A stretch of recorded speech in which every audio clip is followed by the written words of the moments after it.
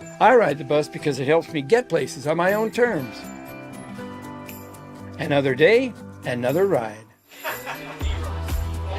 And it's all thanks to Sophie. Everybody say hello to Sophie. We ride the bus to get to school.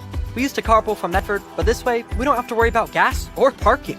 Another day, another opportunity for David to be a public menace. Hey. Whoa!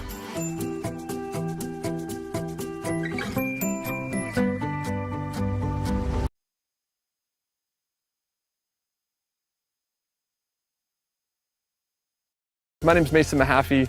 I'm the Solar Pros Manager of Oregon, and I'm also a teacher and a coach here in the Rogue Valley. Have you looked into solar panels and it didn't make financial sense? I brought Solar Pros here to Oregon to make it more affordable for working class families to put solar on their home. Solar Pros is purposely beating our competitors' prices by thousands of dollars because we are that serious about saving you money. Solar Pros PNW provides the most comfortable, educational, and personal solar experience in Oregon. Visit our Facebook page at Solar Pros PNW to see all of our projects and all the families that we are helping save money.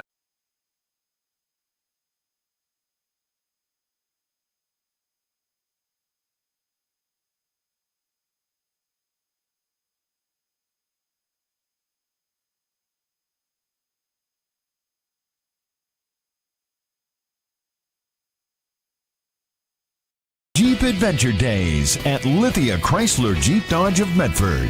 We're stocked up on a great selection of new vehicles from Chrysler, Jeep, Dodge, and of course Ram trucks. Choose from our great inventory of new 23 Jeep Gladiator and Cherokee 4x4 models, or test drive a new 23 Ram 1500 4x4. Shop online today with our online process to calculate your own payment, whether it's a lease, finance, or cash payment. Only at the Lithia Chrysler Jeep Dodge of Medford Superstore. You're on. That's mine.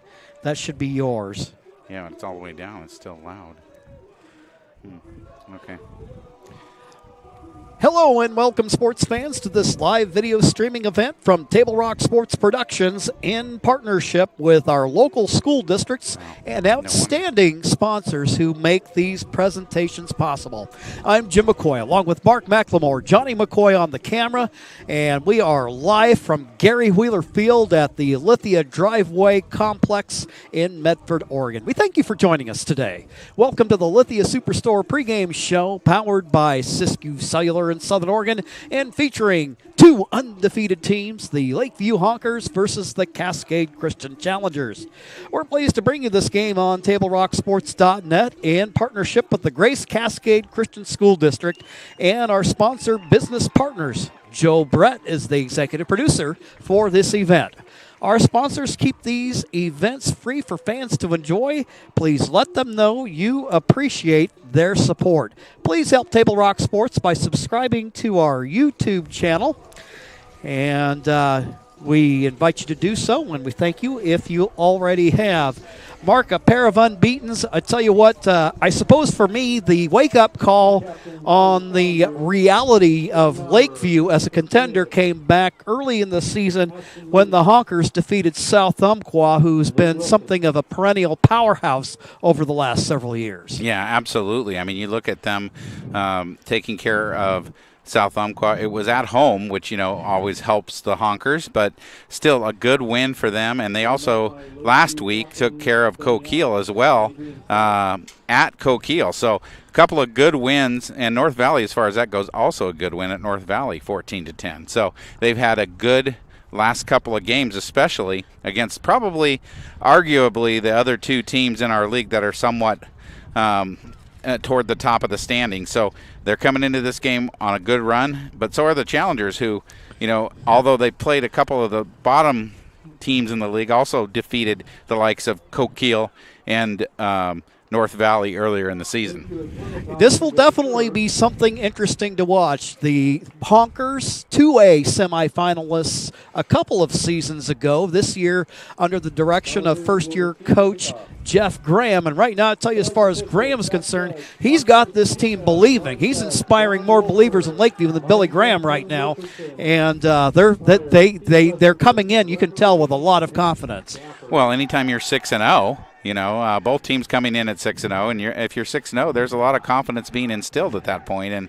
And Lakeview, even the last couple of weeks, especially the game against North Valley, winning a very close one at North Valley and able to pull that off. And and 6-0, 6-0, no matter how you look at it. So. Well, no question about that. And Lakeview, over the years, I know if you go back to the glory days of Leroy Robinson as their head coach, that this is a team, no state champions, but they're always, seems like they're always in the mix.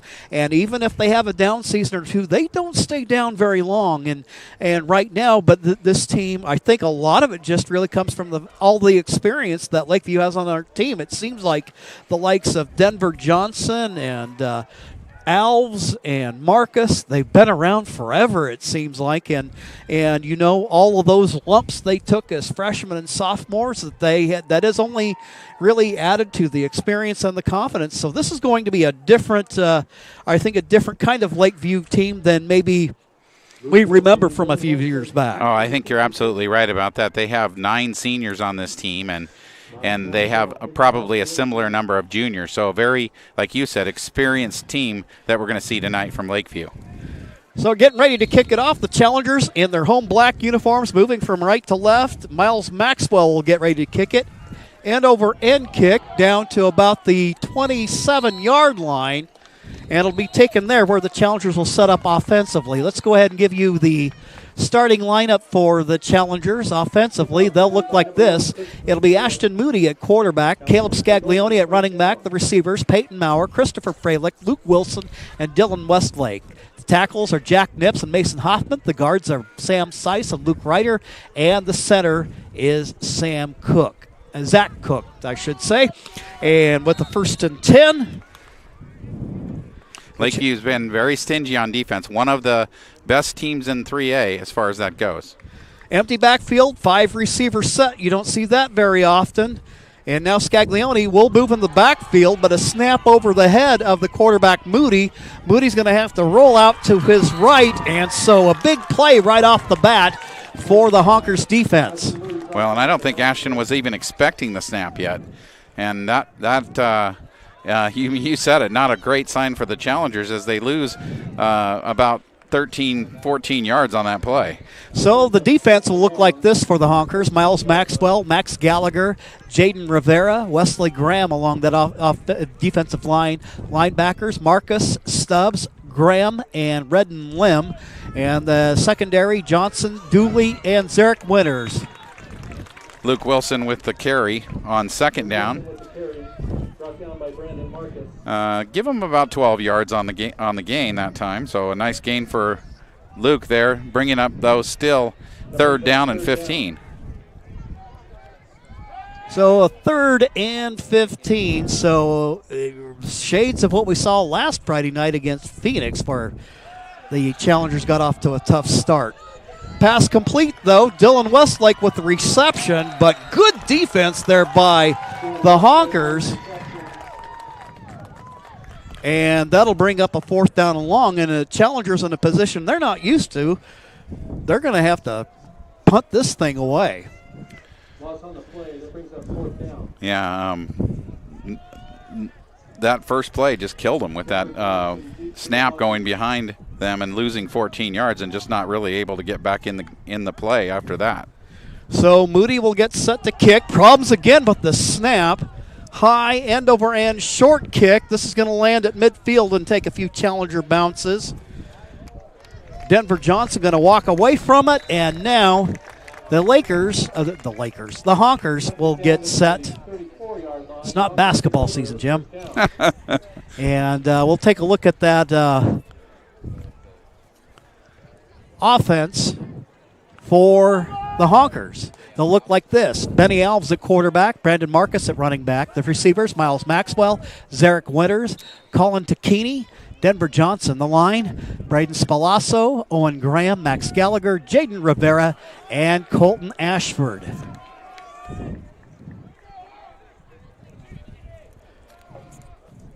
So Lakeview, see if they can't capitalize on a little bit of Challenger misfortune. Fianaka in the backfield on the first play and a 2-yard loss for Lakeview. So similar start, not quite as difficult as the Challengers put themselves in, but a nice play by Fianaka to set the tone here for the Challenger defense. And looking at that Challenger defense for you, Up front, it'll be Fianaka, Cook, and Seiss. Linebackers, Moody, Hoffman, and Van Wart. The secondary, Klecker, Maurer, Farmer, Wilson, and Westlake. Second down and long. And they'll do a little trickaroo here. Ball way up high in the air. Not pretty, but the catch made.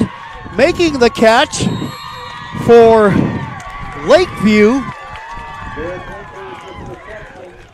And hauling in the catch, that is Zarek Winters, and it's a first down for Lakeview.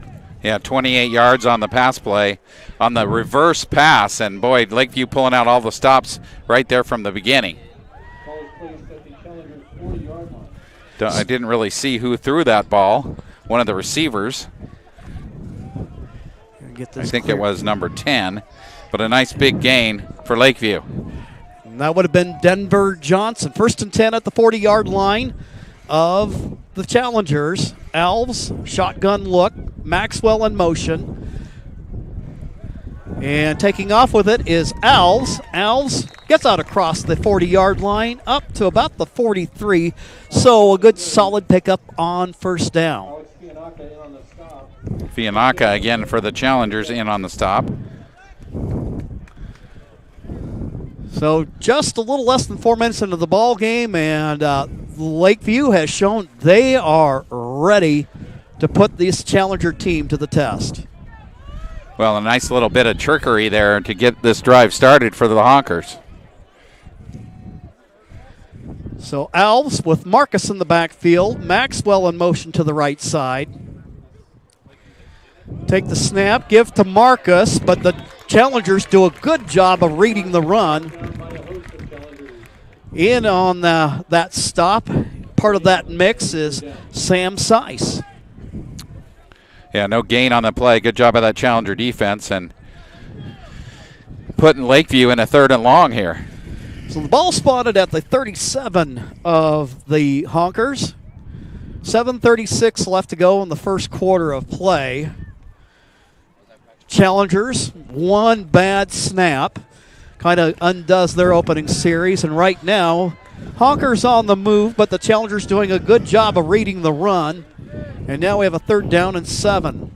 We'll see maybe if Alves can throw that football.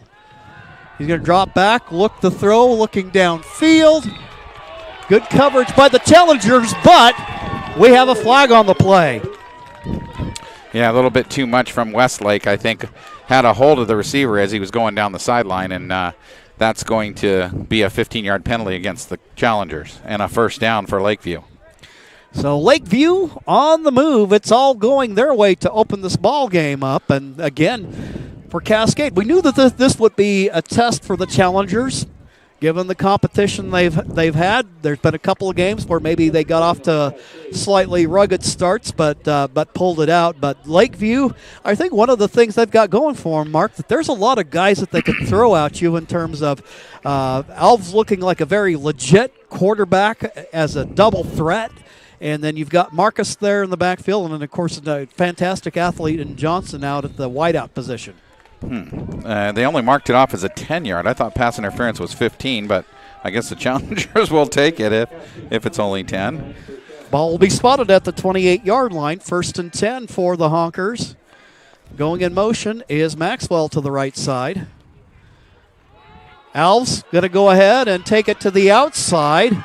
But the Challengers doing a good job of running it down. It looked like from here, Mark, that was Derek Farmer on the stop. I believe so. Nice play by Farmer, not letting Alves get outside, and Alves just picks up a 1-yard gain there. That, I think, will be the interesting thing to watch, Mark, is the speed of the Challengers against Lakeview. Yeah. While the Honkers provide a look that the Challengers haven't seen, I think there's a few things the Challengers have going for them that Lakeview hasn't seen so far this year. Yeah, and so far Lakeview has 4 carries for 2 yards. So that defensive line and linebackers against the run game so far have been very effective. One-on-one coverage out here with Westview. And there with the throw is Alves. Alves just overthrows his intended target. And they go right to it when they see the one-on-one coverage out there on Johnson. And that time a good job by Dylan Westlake covering receiver down the field. You mentioned Johnson, their top guy, and they like to get him in those one-on-one situations.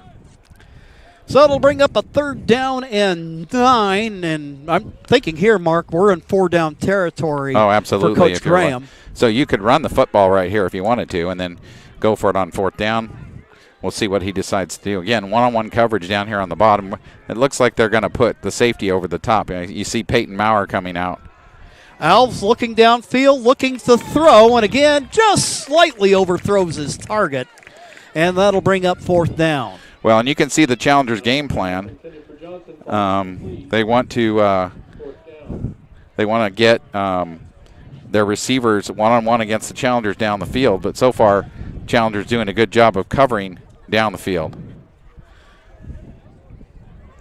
6:12 left to go in the first quarter of play. So a big 4th down here for Lakeview. 4th and 8. And Challengers look like they're going to take out Hoffman and put in an extra defensive back as maybe kind of a dime package. Yeah, kind of a dime package for Cascade, expecting a throw. And timeout. Timeout called on the field. We will take one as well. It's a scoreless ball game, but a big 4th down right now for the Honkers. We'll be back in 60 seconds.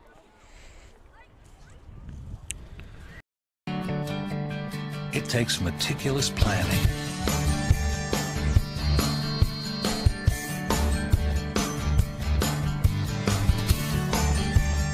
continuous monitoring, and forward thinking to deliver the perfect 3-egg omelet.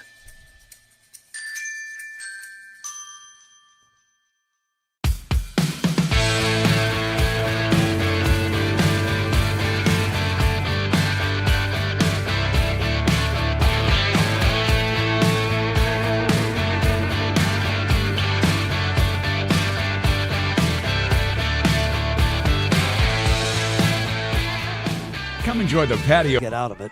All right, back to the 4th down and 8. Rolling out to his left is Alves. Alves looking downfield. He's going to go ahead and take off and run. And that is one thing you do have to account for with Alves, but not able to get much there as the Honkers turn it over on downs. And a nice job by the Challengers. He just gets a couple yards there, and the Challengers there to tackle him and take over the football. Now at the 36, the Challengers get, or excuse me, the 26, the Challengers get the ball back.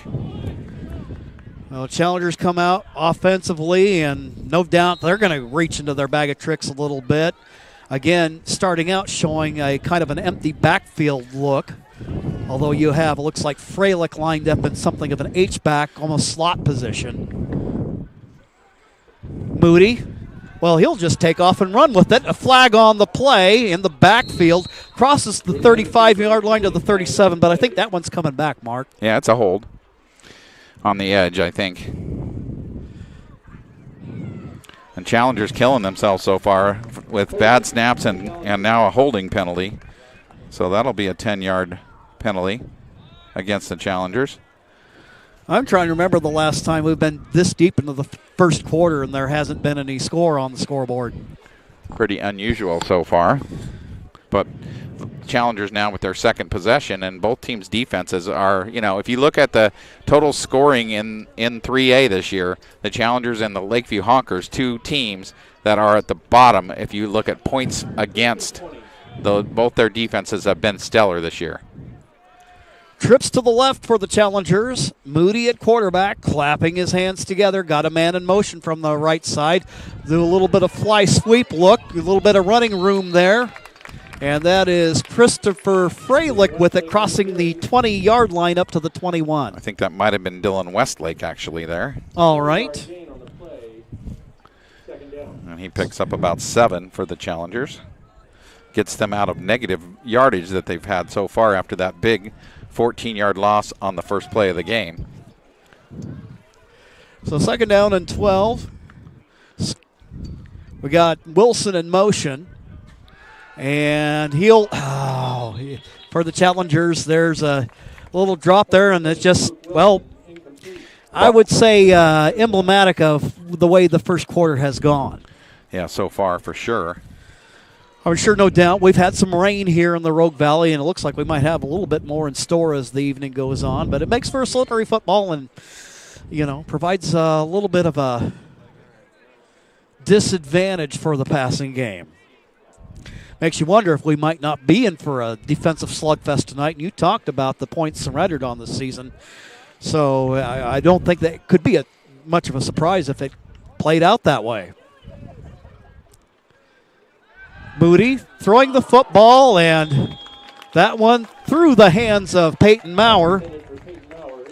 So 2 throws there. That one a little bit high, but that one I think should have probably been caught. Peyton would probably tell you the same thing.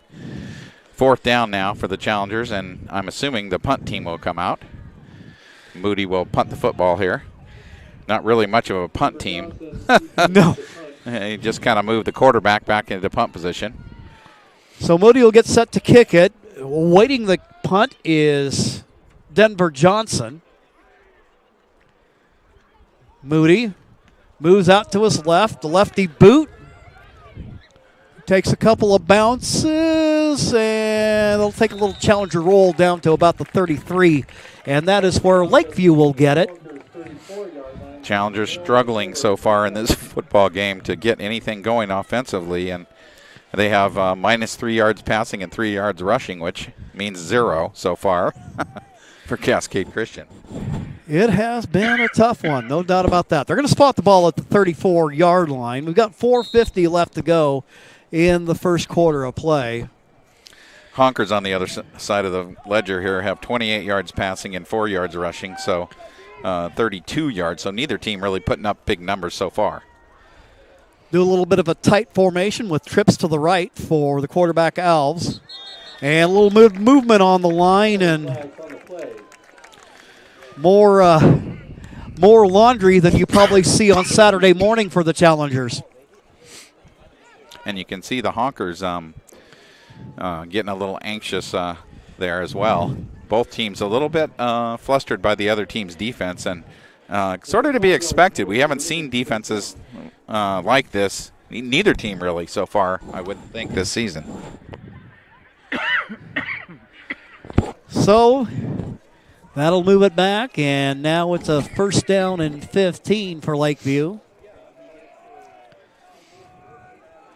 Alves with Marcus in the backfield. He'll go ahead and take off and run with it. But the Challengers showing good discipline there and stand them right up. And they'll pick up a couple yards out of it, but it'll be a 2nd down and long. Yes.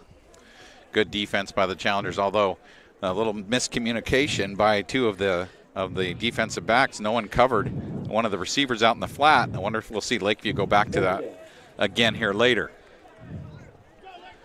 4 receivers set. Johnson split out wide to the right.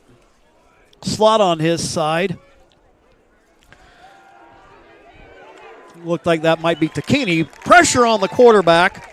And you were talking a little bit about it earlier with Coach Ryan Sample this evening, how one thing you know is that defensive coordinator Mike Shawn is going to bring a lot of pressure. Well, in that time they tried to set up the middle screen, and Jack Nips got his hand on the football and kind of tipped it, so it never got to the running back, it was set up a little bit for Lakeview if they could have completed it, but good job by Nips getting the hand up. If you can't get to the quarterback, what do they tell you to do, right? Put your hands up, knock the ball down, hopefully, and Nips getting a tip there and breaking that play up.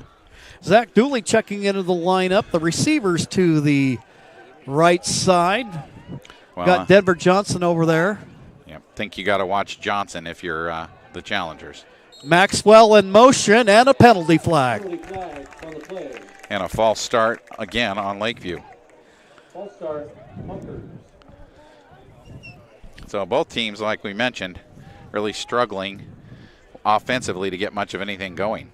Well, this is where you wonder if maybe perhaps a part of that is just the nerves that come with it being a big game. Both of these guys, I know, heck, for us, we've had this date circled on our calendar all season. Well, as both teams have won game after game, yes, this has been a big game with the 2 teams coming in as undefeated so far in league. And you could probably argue that you win this game, you kind of have a 2-game lead because you've beaten the team that's probably going to end up in second place.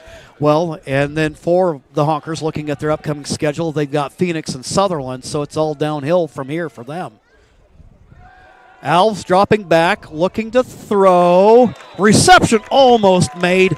Looked like Miles Maxwell got a mid on it, but couldn't quite haul it in. Well, and good coverage that time by Wilson, who kind of broke that thing up as the ball came to the receiver. He hit him pretty hard, and he wasn't able to hang on to it. So that'll bring up a 4th down and long. And now the Honkers will get set to kick it away, I believe, for the first time this evening. Turned it over on downs on their first possession. That's correct. And then back deep to receive will be Caleb Scaglione. Another one of those dangerous challenger speed guys. And we have a block. And it's Ashton Moody, the quarterback, coming off the edge to block the punt. So nice job by Moody as he was able to get all the way in there and basically block it right on the foot of the punter as he dives for it. Anybody who thinks quarterbacks are divas need to meet Ashton Moody. Because he's anything but. That's for sure. Let's see. In the past, we've seen the challengers dial up something special and immediate when they get a turnover like that. Let's see what they do here. Empty backfield for the challengers. Moody with trips to his right. And Moody, he's going to take off and go with it. And there, good pursuit by the Honker defense. He'll end up picking up a couple of yards on the play.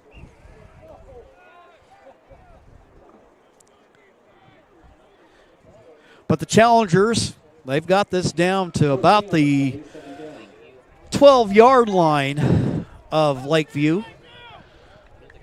Just a yard on that one by Moody. Moody goes ahead and throws that one out in the flat. Pass caught. I think that's Maurer out there. Peyton Maurer, the leading receiver for the Challengers, coming in with 25 catches on the season. And he gives a long, tall target to Moody. And now the Challengers down to the 4. 1st and goal for Cascade Christian. 3:15 and counting to go in the first. They'll go ahead and hand it off. Bowling his way to the end zone. Touchdown, Challengers. Caleb Scaglione. So Scaglione on the 4-yard run to get the Challengers on the board. So we'll go ahead and show that to you. Scaglione takes the handoff. Some good blocking on that left side.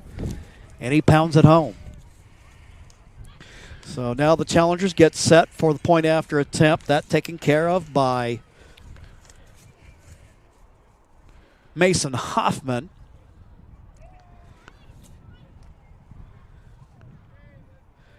Moody the holder. The kick is up. End over end. It's good. There's 3:06 left to go in the first quarter of play. Challengers draw first blood. We'll take a timeout, and then we'll be back with more football action here on TableRockSports.net.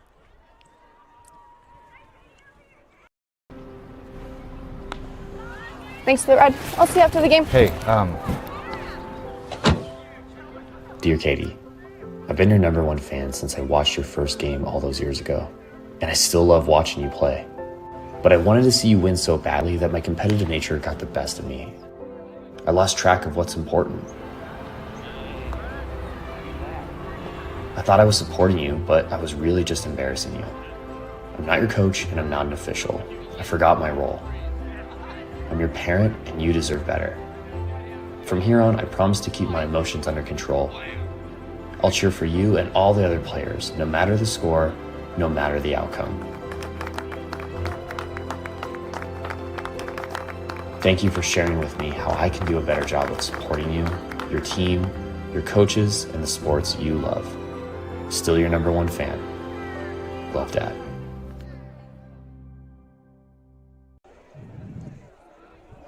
Kickoff by the Challengers. And it's a touchback. And tell you what, Fianaka showing off some of those old soccer skills he had back in his youth playing days pays off here, and that has been an area where the Challengers have been solid. Their kicking game has been solid all season long, and we've talked often about how Mason Hoffman, who really just kind of decided as a junior just to go ahead and try it. He'd done just about everything else for the team, and comes in here and has done a nice job in the place kicking game, and then Pianaka has been helpful as a kickoff specialist. 1st and 10 for the Honkers. They're at their own 20-yard line. 3:06 to go in the first quarter. Little option play. And taking the handoff there, that is Adrian Stubbs. But the Challengers read it like a book, and there's a big loss on the play. Yeah, 4-yard loss, and Peyton Maurer comes up from his safety spot and says, I've seen an option before, and you're not going to go anywhere on this one. So he'll bring up a 2nd down and long, this Challenger defense. It's all spread around in terms of guys who make contributions. Mason Hoffman, the leading tackler, but Brendan Van Wart, who's just back after a couple of weeks out, leads in tackles per game with 9, and then Maurer, a huge playmaker in the secondary. Alves looking left, and he finds Marcus. Reception made. Doesn't get a heck of a lot out of it. Yeah, give him a couple of yards. So that'll bring up a 3rd down and long for Lakeview. Good job by the Challengers of recognizing that little a little screen pass, I would call it, really just a dump-off pass to the running back out of the backfield. And was that Farmer on the stop? It looked I couldn't like tell it was Maurer or Farmer. Looked like Farmer over there on that side. 12 or 13. Yeah, so these Challenger uniforms, especially when they get on the far side of the field, a little hard to tell sometimes. And I'm standing a little further back tonight, but we're getting under the canopy so we keep the equipment dry. 3rd down and 13. Alves dropping back, looking to throw. Pass intended for Denver Johnson falls incomplete. And the pass incomplete, and they'll bring up 4th down. Yeah, he actually had Denver Johnson on a slant, and the Challengers weren't. I mean, they were there to make a tackle, but Johnson was open to catch the football. The ball was not thrown very well, and he unloaded it pretty quickly as he saw. I think he saw Ashton Moody coming off the edge, and he got a little bit of happy feet. Didn't do a very good job of making a good throw because he actually had Johnson available if he would have made a good throw. Well, I'll tell you, Moody will throw anybody off, and of course that's the name of the game with pressure. Line drive kick by Lakeview. They're going to get some fortuitous bounces out of the kick, and the ball will be back down at about the 23-yard line, and that's where the Challengers will take over, leading in the ball game right now, 7-0, thanks to the touchdown run by Caleb Scaglione.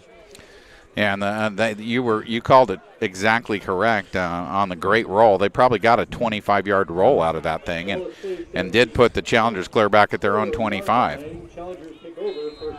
So Scaglione will line up in the backfield. We hear whistles blowing all over the place, and they're having some issues with the chains, it looks like, so over there on the other side. So getting all that fixed up.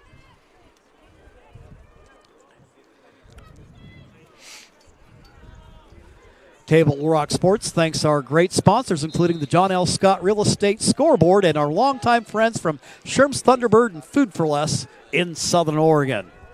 1st and 10 at the 24. Moody, man in motion, and they'll go ahead and throw it out in the flat, and that one just kind of looked like it had the wounded duck feel to it. And there you just got to drop the ball if you're Westlake. I mean, he loses 5 yards on the play, and he could have just let it hit the turf. A case where 0 is better than -5. -5. Exactly. So that'll bring up a 2nd down and long for the Challengers. They're back at their own 19-yard line.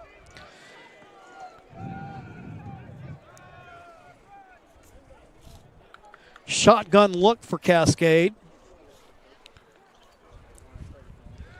Moody getting a little bit of pressure, rolling out to his right. He has a man open, but He overthrows his intended target, and it'll bring up third down. And that time Lakeview doing a good job of putting a little bit of pressure on Moody, and he's seeing a little more pressure, I think, than he's used to seeing so far tonight. And that was not a great throw either by him. So he's trying to find his rhythm out there a little bit. So Hunter Albertson in there on the defensive front along with Miles Maxwell.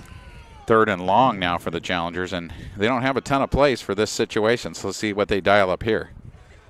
Moody takes the snap, looks to his left. It's Maurer, but I think he's a couple of yards short, it looks like to me.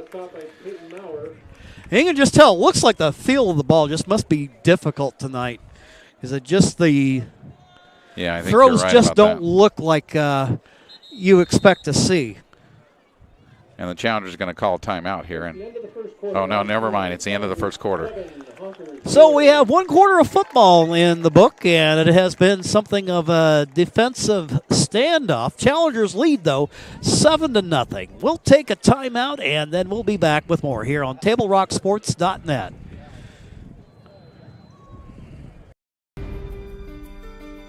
Choose a company that best represents you and our local community. Choose a company that focuses on relationships rather than transactions. Choose a company that empowers their employees and provides growth opportunities from within. Choose a company that shows compassion and rises to the occasion in times of need. Call a John L. Scott broker today. Any time is a good time to plan your funeral, except at the time of the funeral. At Conger Morris, we know that there are so many advantages to planning ahead. It eases the burden on our families at their worst time. Pre-planning also alleviates their stress, knowing the funeral costs are already taken care of. And it allows your service to be more meaningful, with all of your wishes being taken care of. Call us today for personalized assistance in creating... Here it comes this way. 4th and short for the Challengers, about a 4th and 2. And Ashton Moody, hop, skipping, and jumping. He picks up first down yardage and more. He gets out across the 45 up to near midfield. Well, you saw that one coming, Mark. Yeah, well, that's what I would have called. And a nice run by him as he gets from the... Gets about 12 yards on the play and picks up a big Challenger first down. Well, we know this. We know what he can do as a passer, but I tell you, I think one of the things that maybe we've come to appreciate about him is his ability to take off and run. Well, and he's not only is he a runner, he's a tough runner. He, like that, you saw him make somebody miss who could have got him in the hole, and this time it looks like he's going to take a sack. We haven't seen many of those this year. No, we have not. But there to make the sack, tripping him up and taking him down in the backfield, Wesley Graham, the 6 foot, 190-pound sophomore. Lim also there for the Honkers. So after the first down, the Challengers now in 2nd and long.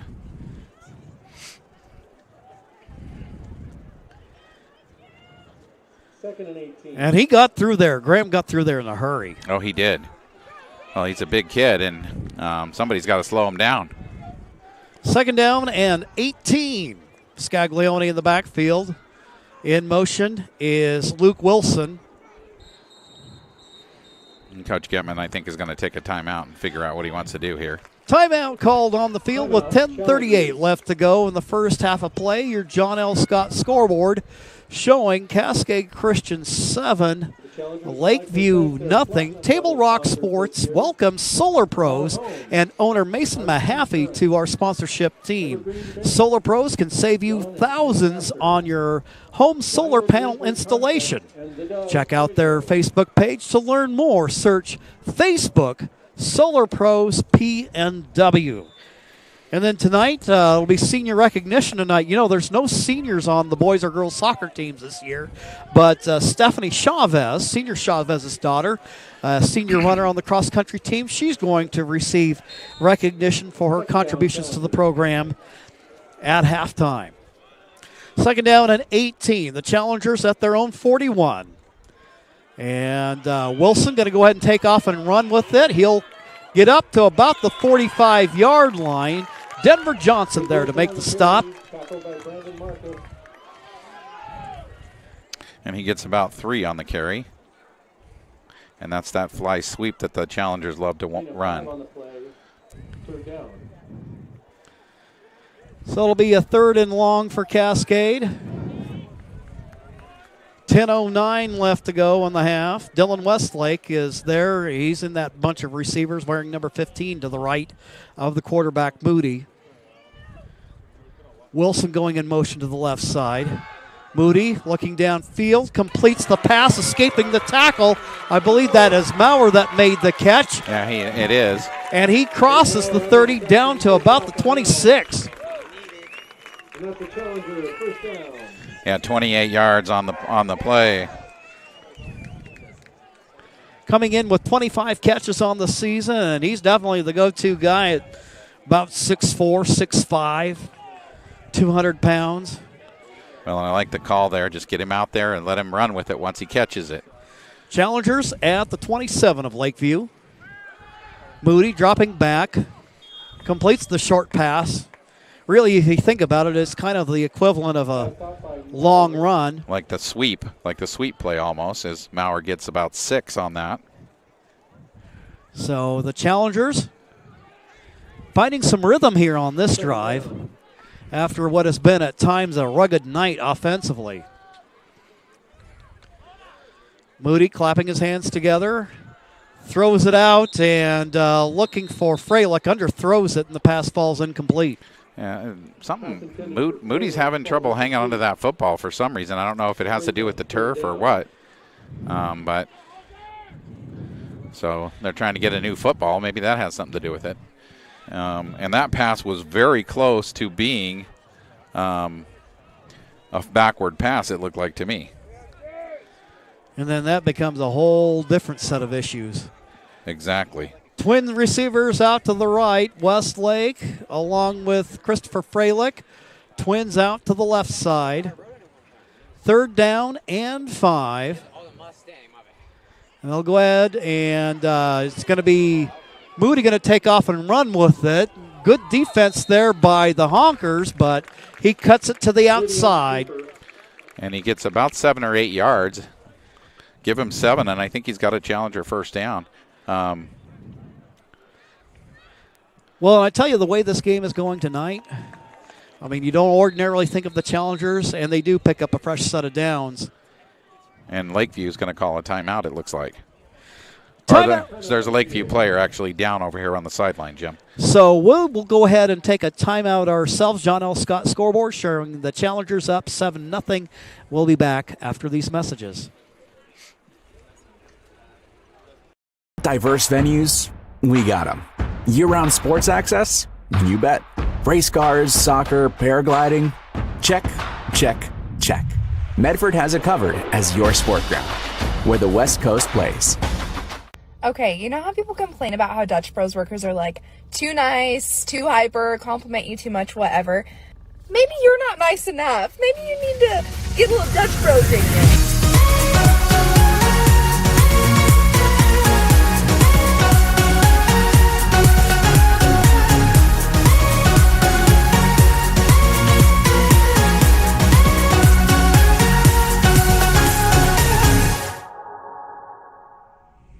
Discover the West Coast destination for those seeking more. More sunny days, more athletic facilities, more outdoor adventures, more to do during downtime. Medford is your sport ground, where the West Coast plays. So Owen Graham, the injured honker, makes his way off the field. You can see he's walking off under his own power. 1st and 10 for the Challengers at the 15 of Lakeview. Moody. And hands it to Scaglione. Scaglione trying to fight his way forward, get his way across the 15-yard line. Well, and you can see Lakeview's trying to make the Challengers throw the football. They're not going to let the Challengers run up the middle anyway. Skaggs with a short gain there. He gets about 3. So it'll be a 2nd down and 7 for the Challengers. Scaglione, the leading rusher on the season for the Challengers, with over 400 yards on the season. Challengers have Maurer up top by himself. Let's see what happens here. Moody, and he's looking in that direction. He'll go ahead and throw it up there. Jump ball! Touchdown, Challengers! 13 yards from Moody to number 13, Peyton Maurer, for the touchdown. And I saw it, and everybody else should have saw it as well. And, you know, with that 6'4" size, you get him out there one-on-one, he is tough to guard. It's just like an official throwing a jump ball at the beginning of a basketball game. And a nice job by Moody of recognizing that and getting the ball out to him for the touchdown. So the Challengers now up by a pair of scores. Point after attempt being attempted by Mason Hoffman out of the hold of Ashton Moody. 8:03 left to go in the first half. And the kick is up, and it is good. 8:03 left in the first half. Our score. So we're working our way through the first half. John L. Scott scoreboard showing the Challengers with a 14-0 lead. We'll take a quick timeout and be back with more here on Table Rock Sports. For over 4 decades, Rogue Valley residents have... So what do you do when a loved one has been wrongfully injured or killed? It's simple. Just go to letusfightforyou.com. That's it. Letusfightforyou.com, helping Oregonians get justice for over 40 years. Pick it up. Let's go. Come on. Defense. Defense. What am I teaching you at home? Has this kid played before? Shoot it. Oh. Ah. Come on, ref. Open your eyes. Can't you see out there? So, which one's your kid? The referee. You can be a parent, athlete, coach, or an official, but you can only be one. Know your role. So what do you do when you can't work because you were injured on the job? Easy. Just go to letusfightforyou.com. That's it. Letusfightforyou.com, helping Oregonians get justice for over 40 years. Fianaka and the Challengers get set to kick it away. Taking it is Brandon Marcus. We haven't got to see him touch the ball a whole lot this evening, but he gets out across the 25 up to the 27. But then again, on a night like this, you know that Coach Jeff Graham knows that they want to make the Honkers a passing team. Yeah, absolutely. Both teams are trying to make, so far, they're putting a lot of guys in the box and trying to make each other throw the football. And so far, the Challengers, that was a nice drive for Cascade Christian. Did a good job of, they made a 4th down conversion early in the drive and managed to work it down the field and pick up another 7 points and get themselves a 2-score lead here. Stubbs in the backfield along with Alves. Alves going to drop back and throw. And there, Peyton Maurer, he is putting on a show tonight. Broke up by Peyton Maurer. Yeah, nice job by Maurer of recognizing the screen and coming up and making a play. He just has a good head, a good eye for the ball. You can tell that's a coach's kid right there. And that they're trying he reads it well. They're trying to slow that the Challenger pass rush down a little bit by throwing a screen, and yet don't get away with it because Maurer coming up from that safety spot and making a play. Honkers now after the motion. Going in motion was Porter Johnson. And right now it's Stubbs with the football. He picks up first down yardage and more. He's across midfield to the 40, to the 30, to the 20, to the 10. Touchdown, Honkers. 74 yards, but there's a penalty flag, looks like, back at the 50. Ooh, yeah, you're right. Or where is the penalty flag? No, it's a touchdown. They're picking it up. So we'll show you that touchdown run. 74 yards actually on the run.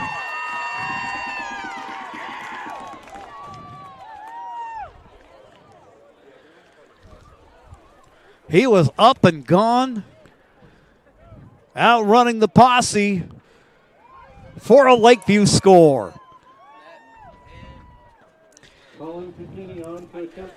So Takini will come on to try the point after attempt. Little wind in the sails of the Honkers here midway through the second quarter. Here's the kick. Line drive, it is good. And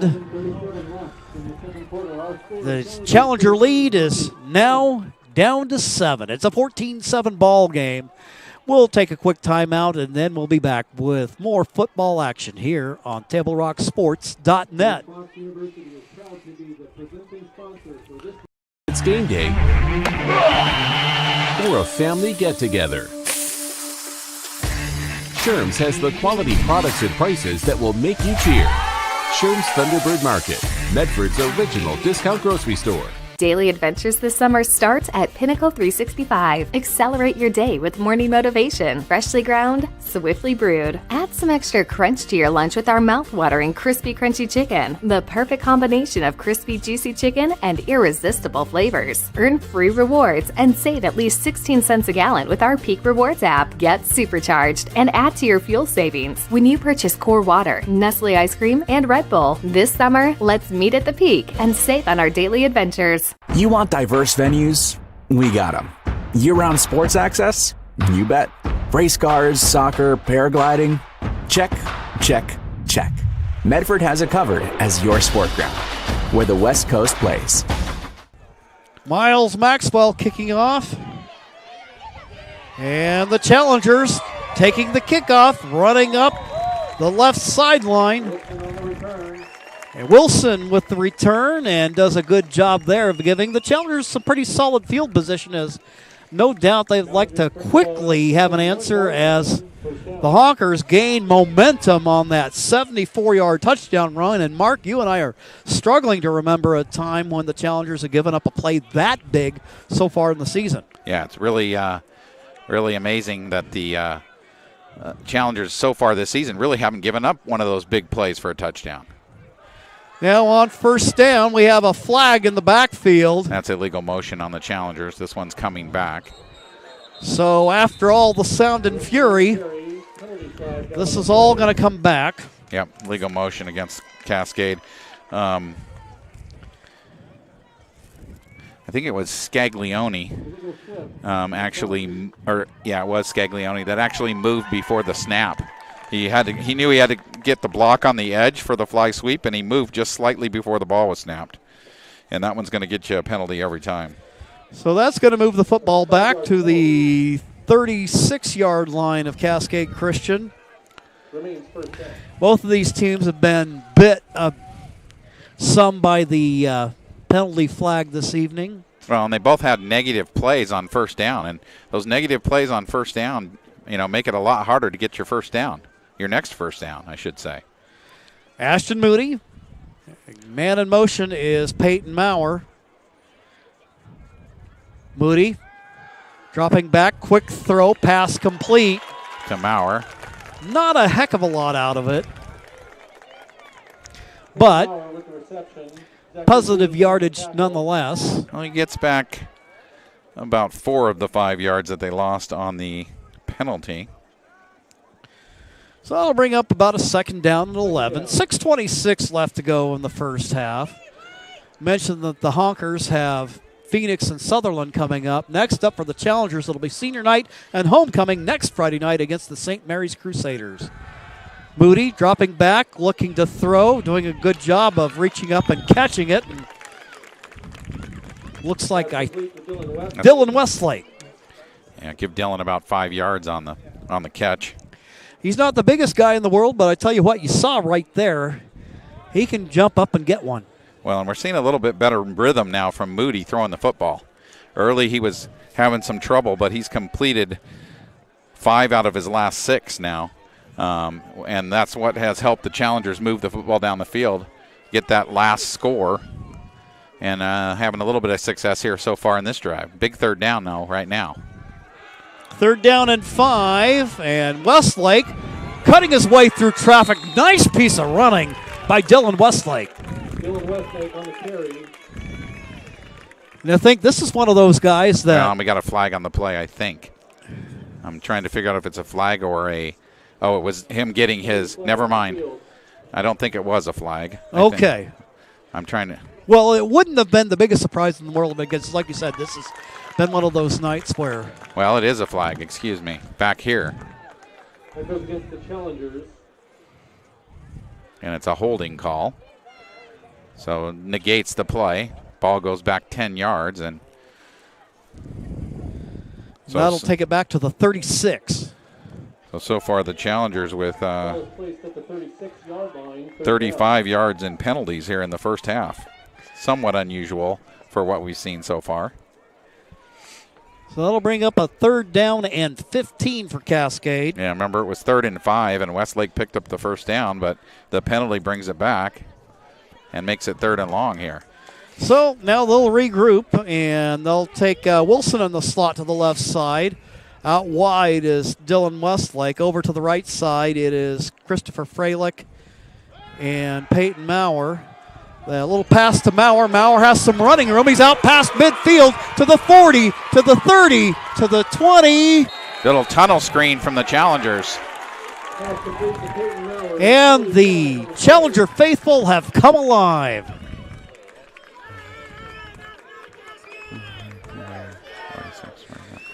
Okay. 48 yards on the pass play, and a huge gain for the challengers on the little tunnel screen. They love to run that to Maurer. And it's going to there's going to add on a 15-yard personal foul penalty against the Hawkers. So a tough break for Lakeview. You know, he had that big game a couple weeks ago. What was it, against Coquille, where he had 9 catches for 218 yards? Was checking with Ryan Sample.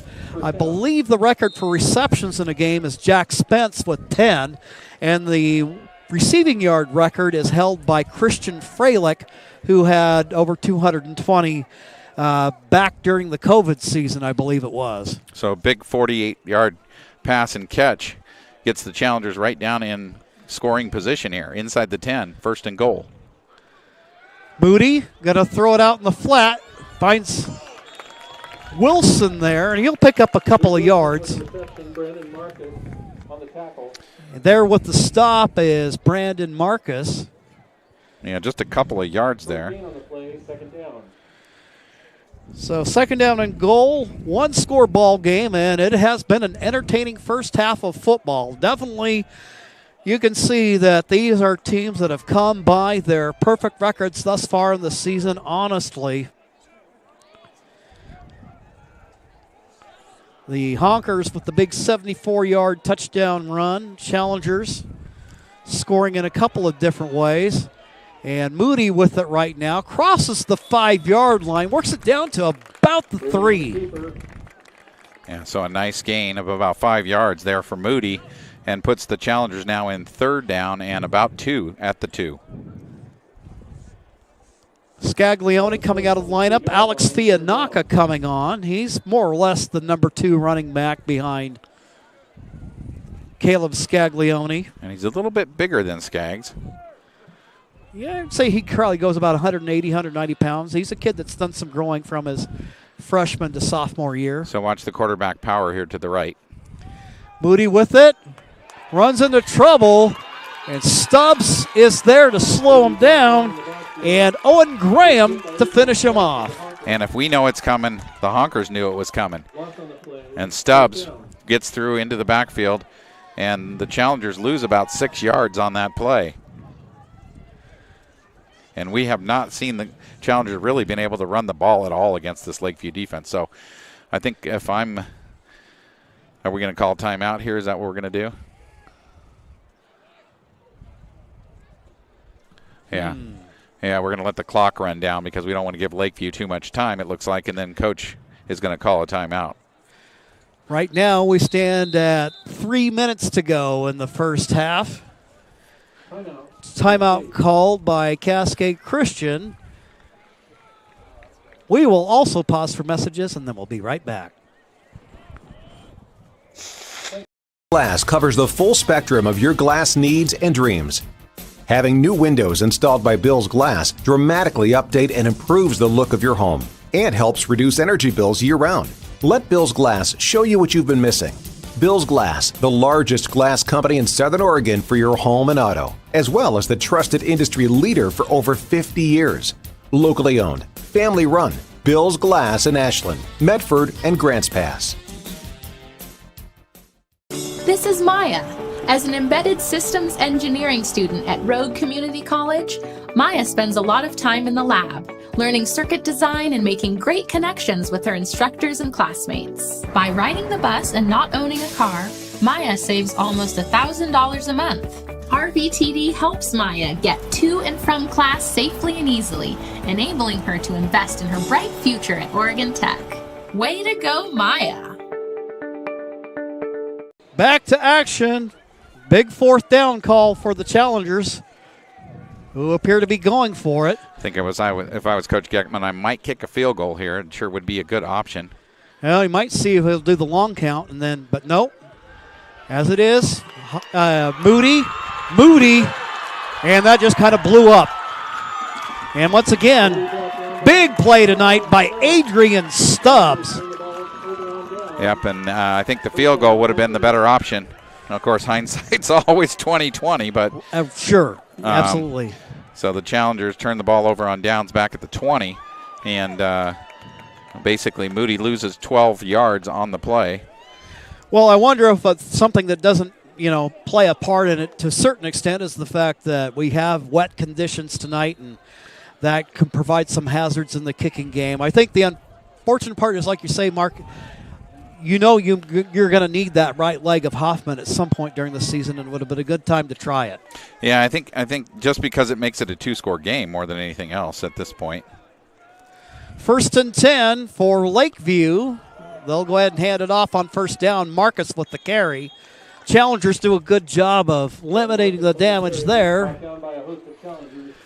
And Marcus, give him credit for a couple of yards on the play to make a 2nd down and 8. 2:33 to go, 14-7. A game unlike any other that the Challengers have played this season. Weather playing a part in it. The Honkers have played in a couple of close games, including the game against North Valley, where weather was a little something of a factor. Clock now a factor with the Honkers having the ball this far down in their own territory. But remember, they get the ball to start the second half, too. Alves dropping back, looking to throw, and now he's going to try to escape, but he can't. Challengers doing a good job of wrapping that one up. Closing up the holes. Looked like we had Zach Cook as a part of the closure on the play, and that will bring up a 3rd down and about 9. Loss of 1 on the play. And I guarantee you that if this doesn't go well for Lakeview, I think Getman has 1 timeout left. He'd probably use it to try and see if the Challengers can get something on the board here before the end of the half. Dooley is split out wide to the left, trips over to that side. Alves dropping back, rolling out to his left, looking downfield. Pass well defended by the Challengers, and it'll bring up 4th down. Good job by Luke Wilson of knocking that ball away. Zarek Winters, the intended target. And that's what's really saved the Challengers' bacon this evening, has been their defense, save for the long run. Yeah, the one big play that the Challengers have given up has been the touchdown play, and really other than that, Lakeview with not a lot of yards on offense. Right now I have them with 104 yards of offense, 74 of them coming on that single play. Rivera getting set to kick it away. Line drive kick taken by Scaglione. He's to the 40, to the 30, to the 20, scampers up the sideline and gets it into the red zone for Cascade. Yeah, 30-yard punt return for Scaglione, and he just is a low line drive kick, and he did a great job of coming up and fielding it, not letting it hit the turf, and he takes it all the way back down to the Honker 15 and sets the Challenger offense right back up again with a minute to go here in the second quarter. Ball spotted at the 15 of Lakeview with 1 minute left to go in the first half. Scaglione and Moody in the backfield. Honkers have limited that Challenger running game. Let's see what they do here. Moody looking to his right. Pass complete to Maurer. Maurer looked like he almost had his guy beat Johnson, but The Honkers quickly recover and close. And he gets 12 yards on the play, and he's down on the field. Ball all the way down to the 5-yard line. I think he just got a cramp, it looks like. Coach is stretching him out. That's good news. So that play took about 8 seconds off the clock. Ordinarily something you see a little bit more of in the earlier part of the season when the weather's warmer, but... Well, Peyton's been running a lot of routes yes, so he far has. in this football game and catching a lot of balls, so not too surprising that he's a little cramped. If we were awarding players of the game, I think definitely he would be in the running. Well, and remember, he's also been playing safety on defense as well. Right. So he's definitely a two-way guy. Yeah, neither one of these teams do a whole lot of platooning. The Challengers with about 3, 4 one-way players, about the same for Lakeview. Although Lakeview does have, looking at their defensive depth chart, they do have a variety of guys that they'll rotate in. But Maurer shaking that off. Trying to get it stretched out. You can see him with his toes up. So it looks like we got Kellen Klecker into the Challenger lineup. Moody with it. Give it to Skaggs. Down to the 1. So Scaglione effective on the run there. And those rushing yards have been tough to come by for the Challengers. Looking for Moody here. Scaglione moves to Moody's left. Moody's going to take off and run. Lowers the shoulders, and he's in. Hey. Ashton Moody. Basically, the Challengers' power runner. With the 3-yard touchdown run and gets the Challengers that separation they're looking for. You can see here Moody. I think just about everybody knows that it's coming. On the left side of that Challenger line, tying things up. And giving Moody a path, and he just lowers the shoulders and he's in. Point after attempt by Mason Hoffman out of the hold of Moody. The kick is up, end over end, it's good. So 15 seconds left to go in the first half. The Challengers lead in this one, 21-7. We'll take a timeout and we'll be right back on TableRockSports.net. Are very curious about your new family member. Hello. We built her so we could get a family plan. Well, with U.S. Cellular, it's just $19.99 per line for 1, 2, or 3 lines. Oh. I guess we don't need a 4th line anymore. This is awkward. U.S. Cellular, built for us. Visit U.S. Cellular at Siskiyou, Southern Oregon's exclusive authorized agent for U.S. Cellular, now serving Roseburg and Klamath Falls. See SOUScellular.com for details.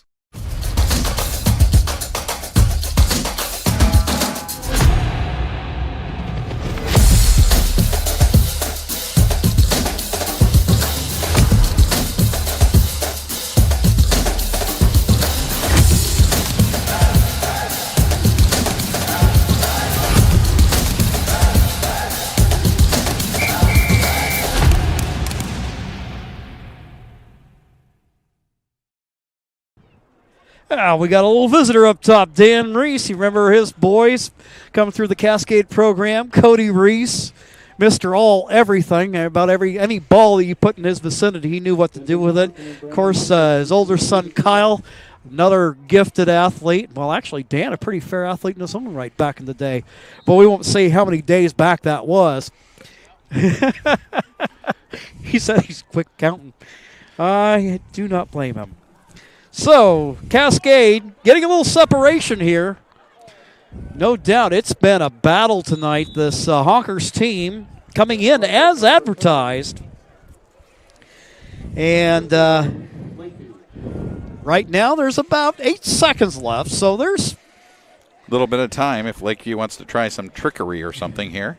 Well, they showed that in the earlier part of the game. You can definitely tell that Coach Jeff Graham and his staff have done a done a nice job of, they've got their options, their possibilities mapped out for the evening. And they've done a good job of scouting the challengers. You've seen the challengers run a few plays like that power quarterback run that has been very successful against other teams, but the Lakeview Honkers have been able to stop it, and really the challengers have become one-dimensional, having to go to the passing game. In motion, Zarek Winters to the left side. Now Alves going to drop back, look to throw. The catch made by Johnson. Johnson have enough here for a first down, but that should end the first half. So going into the halftime locker room, it's been a battle, but it's a 21-7 ball game. But before I go, they're going to put a second back on the clock, I think. All right. And actually from here, that looks like that's a reasonable call. Looks like it was darn close. Give Lakeview one more play here. I think about 55 yards distance to cover. So we'll go ahead and put that now. We're back to the second quarter now. Been a great half so far. Well, and I'll tell you something about Alves, and we've seen some of the other quarterbacks in the league. We see Moody week in and week out, and we know what he can do. And who are some of those other quarterbacks? One of the things that I noticed about Alves and his experience, he has presence back there. Yeah, and the challengers have had trouble, getting him down on the ground once he's a good runner, too, with the football. Alves dropping back, looking to throw, looking downfield, and it's nearly picked off. You can see he was looking in the direction of his go-to guy, Denver Johnson. But that will now end the first half of play. The Challengers up by a pair of scores. It's 21-7 on your John L. Scott scoreboard. We invite you to stick around. Coming up on the other side of this break, we will have the Medford Parks and Recreation halftime show. Did you know that the city of Medford is the largest provider of community recreation classes, programs, and sports leagues in Southern Oregon? Check out the program guide for hundreds of offerings at playmedford.com. We'll have more for you coming up here in 2 minutes, including stats and highlights here on TableRockSports.net. Glass covers the full spectrum of your glass needs and dreams. Having new windows installed by Bill's Glass dramatically update and improves the look of your home and helps reduce energy bills year-round. Let Bill's Glass show you what you've been missing. Bill's Glass, the largest glass company in Southern Oregon for your home and auto, as well as the trusted industry leader for over 50 years. Locally owned, family run, Bill's Glass in Ashland, Medford, and Grants Pass. This is Maya.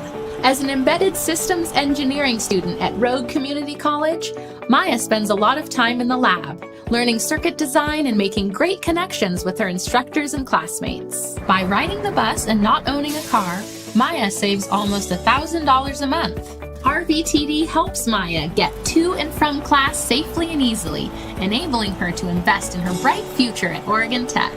Way to go, Maya! As a team, the boys have finished in the top 5 of the team in 4 events and are currently ranked 6th in the state at the 3A level.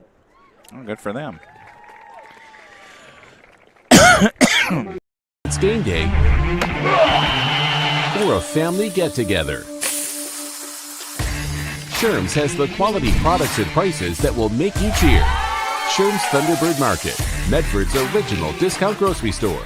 Daily adventures this summer starts at Pinnacle 365. Accelerate your day with morning motivation. Freshly ground, swiftly brewed. Add some extra crunch to your lunch with our mouth-watering crispy crunchy chicken. The perfect combination of crispy juicy chicken and irresistible flavors. Earn free rewards and save at least 16 cents a gallon with our Peak Rewards app. Get supercharged and add to your fuel savings when you purchase Core Water, Nestle Ice Cream, and Red Bull. This summer, let's meet at the Peak and save on our daily adventures. You want diverse venues?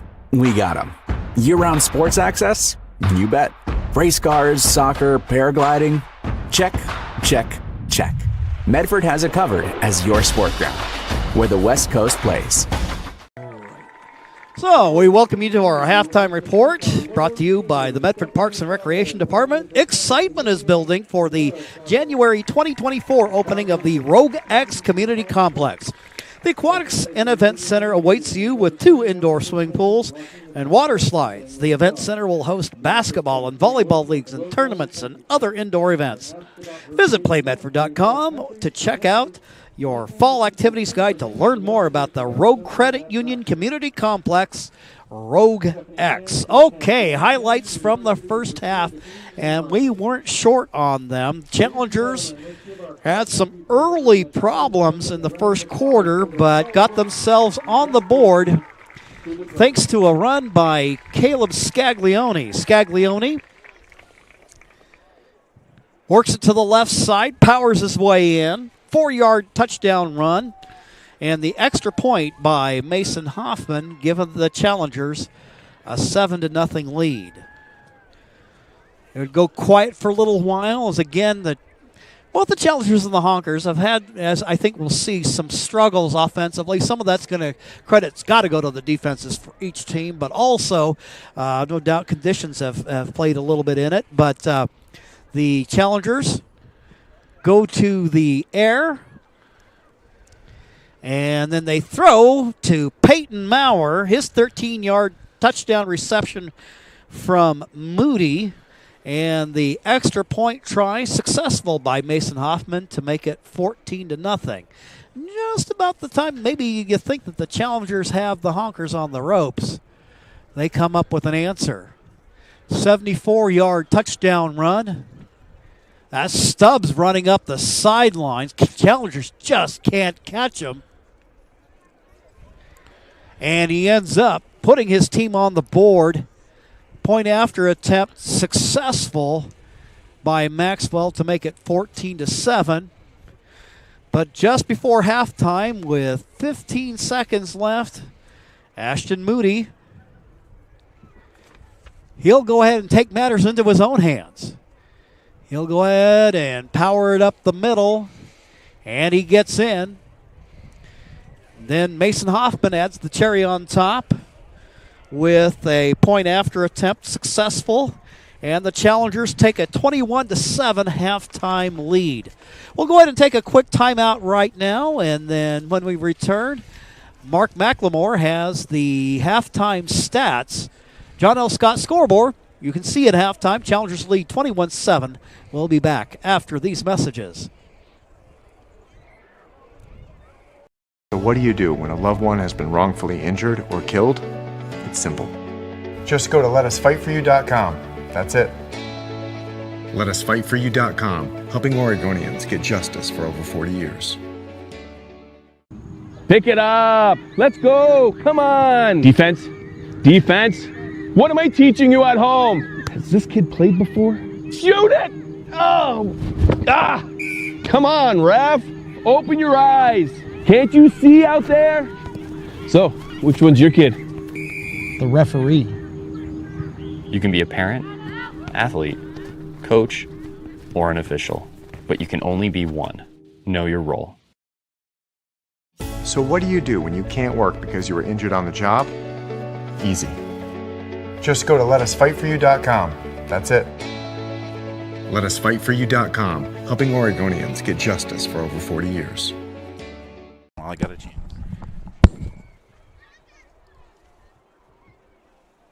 Diverse venues, we got them. Year-round sports access? You bet. Race cars, soccer, paragliding? Check, check, check. Medford has it covered as your sport ground, where the West Coast plays. Okay, you know how people complain about how Dutch Bros workers are like too nice, too hyper, compliment you too much, whatever? Maybe you're not nice enough. Maybe you need to get a little Dutch Bros in you.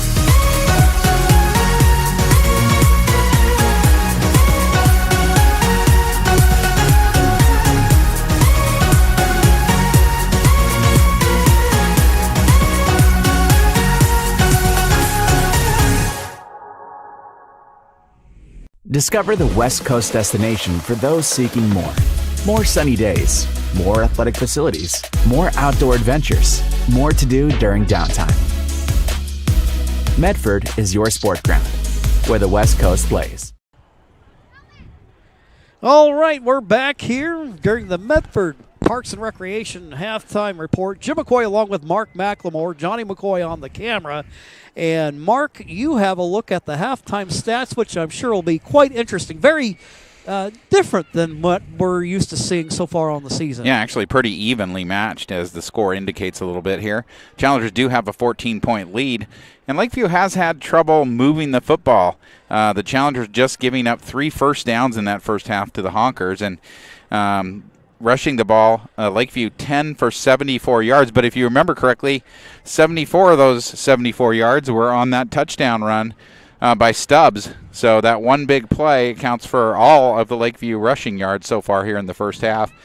Passing the football, they're just 3 for 11 is Alves. And, he's been a little bit off target, but also Challengers have done a good job of covering his receivers down the field. Just 3 for 11 for 31 yards. So total rushing and passing in the first half for Lakeview, 105 yards. For the Challengers, a little bit more than that. We'll get to that in a minute. But return yards for Lakeview, they have 40 yards in returns on a couple of kickoffs.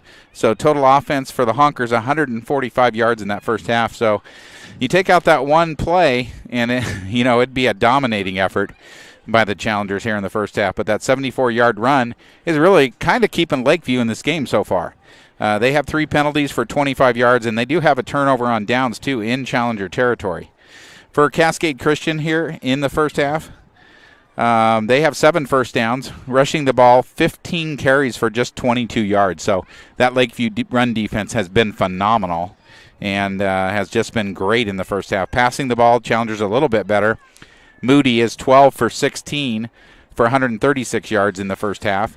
So for the Challengers, running and passing, 158 yards total. They do have 45 yards in returns for a total offense of 203 for Cascade Christian in the first half. Penalties, the Challengers, 4 penalties for 35 yards. They have 1 fumble on that snap. They didn't turn it over. It didn't turn into a turnover, but they also have a turnover on down. So both teams with a turnover on downs, and really the difference, or one of the differences here in the first half, was that punt block that Ashton Moody got. Right. It gave the Challengers a very short field. I think there was less than 20 yards inside the 20 that he blocked that punt. And, anytime you get a short field like that and take advantage of it, it can turn the football game a little bit, and it kind of did there in that first quarter. Well, big plays giveth and big plays taketh away. In the case of the Challengers, you mentioned the punt block, and at about a time when you think that maybe the Honkers might be on the ropes ready to take a fall, Stubbs comes up with that electric 74-yard touchdown run. In terms of an opponent highlight, I think definitely that's been the exclamation point of the season thus far against a Cascade defense that is ordinarily very tough. But this is just one of those kind of games where you have a couple of teams that are relatively evenly matched, and it's come down to essentially it's been big plays because, as you've talked about, it's been relatively even. The Challengers haven't been able to run the football. If you're a Challenger fan, you're grateful for the fact that that Moody kind of got it going. I would imagine probably almost all of those incomplete passes just stand out in my mind because I think that they would be passes that would be ordinarily caught if they're a little more on target, or if they'd end up not going through a receiver's hands. Yeah, he struggled a little bit in that first quarter, throwing the football, and he was just 4 for 7, actually. Yeah, 4 for 7 in that first quarter. But in the second quarter, he only had 1 incompletion in the entire second quarter. So much better job. He was 8 for 9 in the second quarter. So he picked up the pace there in the second quarter, started completing some footballs, and that made a big difference for the Challengers offense. Well, we talked about Lakeview earlier, that it's kind of downhill for them from here, that if we're just being honest in terms of how the teams they have coming up, yes, yeah, absolutely. That even should they lose here tonight, it'd be their only loss of the season going on, so they know it's all downhill from here. What gets interesting for Cascade, however, they'll be up against the St. Mary's team that has had its ups and downs, and they had an injury to their starting quarterback, Keene, earlier in the season, so they've had to go with T.J. Flowers at quarterback, and he's a guy I think that they like to try to employ in other ways. So you would tend to think that would the Challengers would have the upper hand there. But then that final season, regular season game against South Umpqua on the road, that could be a tough one. Yeah, we've seen anything can happen up there at South Umpqua for sure, and luckily for for the Challengers, it's going to be that last game of the season. Usually, your football team is playing their best by the time they get to that last game. So hopefully, they'll see a tough team here in Lakeview. They'll make some adjustments and be ready for that last game against South Umpqua. Yeah, you're right, and you can never count St. Mary's out of a rivalry game either. But No. But I think that it's going to really come down for Cascade Christian to that last game against South Umpqua, and to finish their season off in the right way and be ready for the playoffs. Lakeview tonight, really, this is their game if they want to win the conference championship. They kind of got to take care of business here. And they had, they did a good job so far of getting themselves to this point, like you said, beating Coquille and beating South Umpqua to get them to this point where they're 6-0. So both these teams, this is a big game. Well, I'll tell you one of the things that just continues to stand out in my mind. We were talking about last week, Phoenix being more competitive this year with new coaching. And while certainly Ryan Moss did a good job with the Lakeview program prior to moving to Burns, opening up the opportunity for Graham, you can see that on both of these teams, the difference that good coaching really makes in terms of having teams that adjust and having teams that bounce back from a little bit of adversity. Well, and also just having a program where you reload every year and versus trying to get a new coach in. Like a lot of these programs have had coaching changes over and over again, and it's been harder for them to reload. But both these teams kind of have a system they want to run offensively, and they've been consistent at running it. So the kids that they have in their program know what to do out there on the football field, offensively and defensively. And you're right, good coaching makes a huge difference, but it has to be consistent too. Right. You have to have the same guys. You see the best programs have the same guys that are coaching them over and over. Certainly we have seen that, and I think what we've seen here at Cascade has been reflective of that. When you have a guy like Rob Klecker, who's been doing volleyball with the program for over 12 years and now over 250 wins with the program, and then a pair of state championships. Then you have Brian Morris, 35 years coaching the program. The guy's not even 60 yet, and he's had a load of state championships and should have a team that will compete well next year. Well, today's report has been brought to you at halftime by the Medford Parks and Recreation Department. They help sponsor our fall sports coverage. Swim lessons, basketball, and volleyball leagues, a splash pad, and water slides are set to open in January of 2024 at the Rogue X Complex at the Howard Memorial Sports Park. You can reserve birthday rooms and packages with sports and splashing. This has been the Medford Parks and Recreation Halftime Show. Visit them at playmedford.com. I think we can go ahead and work a final timeout here, and then we'll get ready for the start of the second half. At halftime, it is the Challengers 21 and the Honkers 7. We will be back following these messages on TableRockSports.net.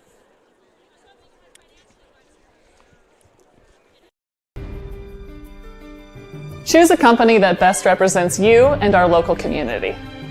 Choose a company that focuses on relationships rather than transactions. Choose a company that empowers their employees and provides growth opportunities from within.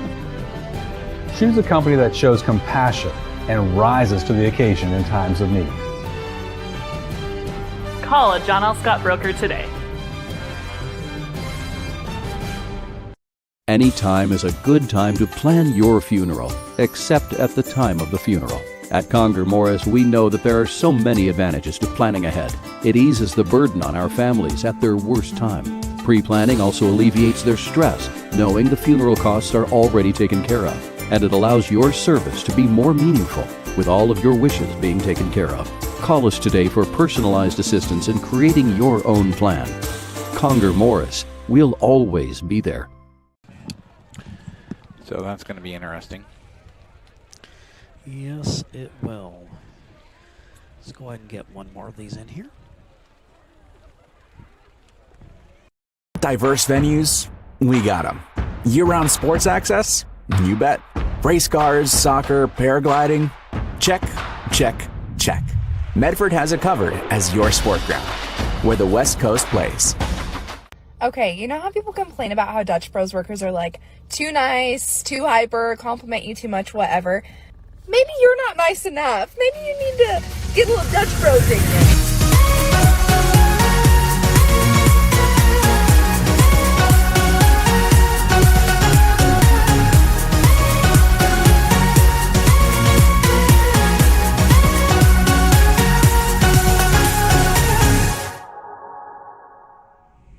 Discover the West Coast destination for those seeking more. More sunny days, more athletic facilities, more outdoor adventures, more to do during downtime. Medford is your sport ground, where the West Coast plays. Challengers kick off to begin the second half. Jim McCoy along with Mark McLemore, Johnny McCoy on the camera. Back deep to receive the opening kick of the second half will be Marcus and Johnson. Alex Fianaka, who got a touchback on his last kick. We'll see if he can't do the same here as we got rain coming down here to begin the second half. Well, at least we got one half without some rain. Yes. And that kick is deep, all the way back to the 3. So running it out will be Marcus. Marcus going to take it up to about the 25-yard line. Pretty good return there, and gets his team up to about the 26, 27-yard line. And the Hawkers come out, and I see on defense Peyton Maurer returning to the Challenger lineup. He took, he had that little cramp. Yeah. So we'll keep an eye on him because a lot of times those cramps will come back if you're not careful. Oh, they sure will. So hopefully he got some fluids at halftime, got hydrated a little bit, and did some stretching. And we'll see how he plays here in the second half. Marcus and Elves in the backfield. Trip receivers over to the left side. On first down, not much happening on the play there. Maybe picks up about a yard to bring up a second and long. Stop for a short gain, second down. Yeah, Lakeview would like to run the football, but the Challengers have not let them. Both teams kind of playing that game where they're stacking the box and saying, I dare you to throw it. And so far the Challengers have done a little better throwing the football than have the Honkers, and that's really the difference in this football game. Dooley and Maxwell out to the left side. They have twins over on the right. And Alv's going to take off and run with it. He gets some blocking upfield. Good blocking from Maxwell, but a flag on the play. And that's going to be a hold. Get that feeling like it's going to be coming back.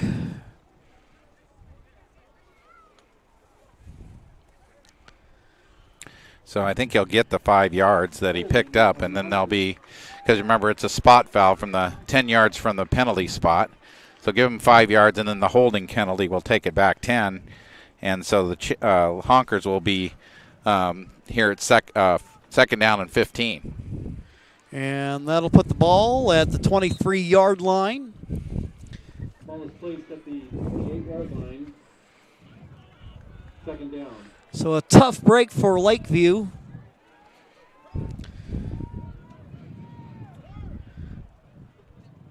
Four receivers set. Marcus back in the backfield with Alves. And then Alves looking downfield for the throw. And looks like a pass interference play. And Mark, unfortunately, I think I could see that one from here. Yeah, a little bit of holding, grabbing there by the Challenger defender. And it's going to be pass interference against Cascade Christian. And I think that's an automatic first down, too. Should be a 15-yard penalty. And, well, should be really close to a first down if it's not. Remember, it was second down and about 15. Let's see if they pick up the first down. It might be an automatic. So that'll now move the football for Lakeview up to the 38-yard line. And it is an automatic first down. Yeah, you can see the Challenger defender there kind of grabbing onto the back of the jersey. You kind of get the feeling that was kind of a desperation hold. It was like, I think I'm going to get beat here. And sometimes in the moment, you make a mistake. And now running with the football Alves with good carry there on first down. Alex Fianaka, who's been busy as a tackler this evening, ends up making the stop, and they'll spot the ball at about the 44-yard line. And the first time we've really seen Lakeview have success running the middle of the field right there, and some nice blocking and a big hole there, and a nice run by Marcus. So it'll bring up a 2nd down and 5. Alves out of the shotgun. And a penalty flag. It's going to be on Cascade Christian, I think, for jumping. 5-yard offsides penalty. So the Challengers racking up some more penalties here. They had 35 in the first half. They've got 20 already here in the third quarter with just a few minutes off the clock. And that'll give the Honkers a fresh set of downs. Ball now at their own 49-yard line. And that's the third penalty that has given the Honkers a first down for the Challengers. So they've got to watch that. Can't continue to give free yards to the Honkers. Alves hands the ball to Marcus. Marcus has some good blocking, has a good hole to run through, and he'll get the ball down into Challenger territory just past the 45. Well, that's another 7 yards and a really nice run, and great blocking for Marcus.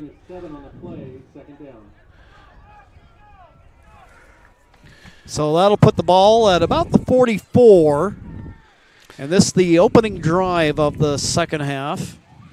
And you would think here in this situation that the Honkers would more than likely continue to try to run the football, as they've had some success here in the interior running against that Challenger defense. We got trip receivers out to the right. Split wide to the left is Takini. And they'll go to Marcus. Marcus spins out of a would-be tackle. The ball's loose on the turf. It looks like from here it might be a Challenger recovery. No, it's the Honkers. No, Alves is there. Yep, Alves the quarterback back on top of it. So that'll put the ball at the 44-yard line. Just no gain on the play with the fumble. He probably had a yard or two until he fumbled the football. It kind of rolled backwards and brings up a big third down now for the Honkers, although they're probably in a part of the field, considering the score, this might be 2-down territory for them. Wouldn't surprise me. Well, they've had some successes here on this drive. Some momentum going for them. Again, another 4-receiver set with trips out to the right. Marcus in the backfield along with Alves. Alves going to drop back, look to throw. He's got a little bit of time, looking out, and unable to hold on to the football. It looks like Maxwell out there. And that'll bring up 4th down. But again, Mark, like you say, got to be thinking that this is going to, they're going to be going for it on 4th down. I would be surprised if they punt. Definitely. Well, it's just kind of in that funky spot in the field. Well, and it's only it's only 3 yards too, really. For a first down. So it's not only is it on the Challenger side of the football field, it's pretty short. And they've been running the ball well, so I would not be surprised to see him run for this. But we'll see. 4th down and 3. Ball at the 44 of Cascade Christian. Alves takes the snap. He's going to take off and run with it. Gets past a Cascade defender, and he'll pick up a Honker first down. Tackle made. Looks there like that was Mason Hoffman there on the stop.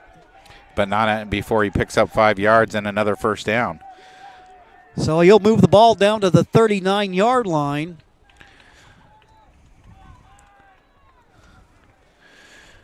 Lakeview unofficially over the 100-yard mark rushing now in the football game. And they've had to work for them. They really have. Of course, about, 74 of those came on the Stubbs touchdown run. Exactly. So, and they're running that clock and, taking time off the clock, too, and not letting that Challenger offense be on the field, which always helps the, and really, tiring the Challenger defense as well. 1st and 10 at the 39, 7-12. Opening drive here of the third quarter for the Honkers. And they're in the wrong formation, and they call timeout.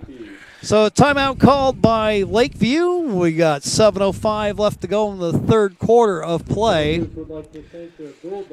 Before or after the game is a great time to visit Dutch Bros and enjoy your favorite beverage. When you stop to get your Dutch love, please tell them thanks for sponsoring these live athletic streams on Table Rock Sports. We'll go ahead and take a quick 30-second timeout, and then we'll be back with more football here on TableRockSports.net.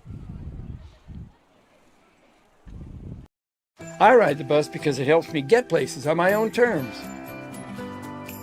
Another day, another ride. And it's all thanks to Sophie. Everybody say hello to Sophie.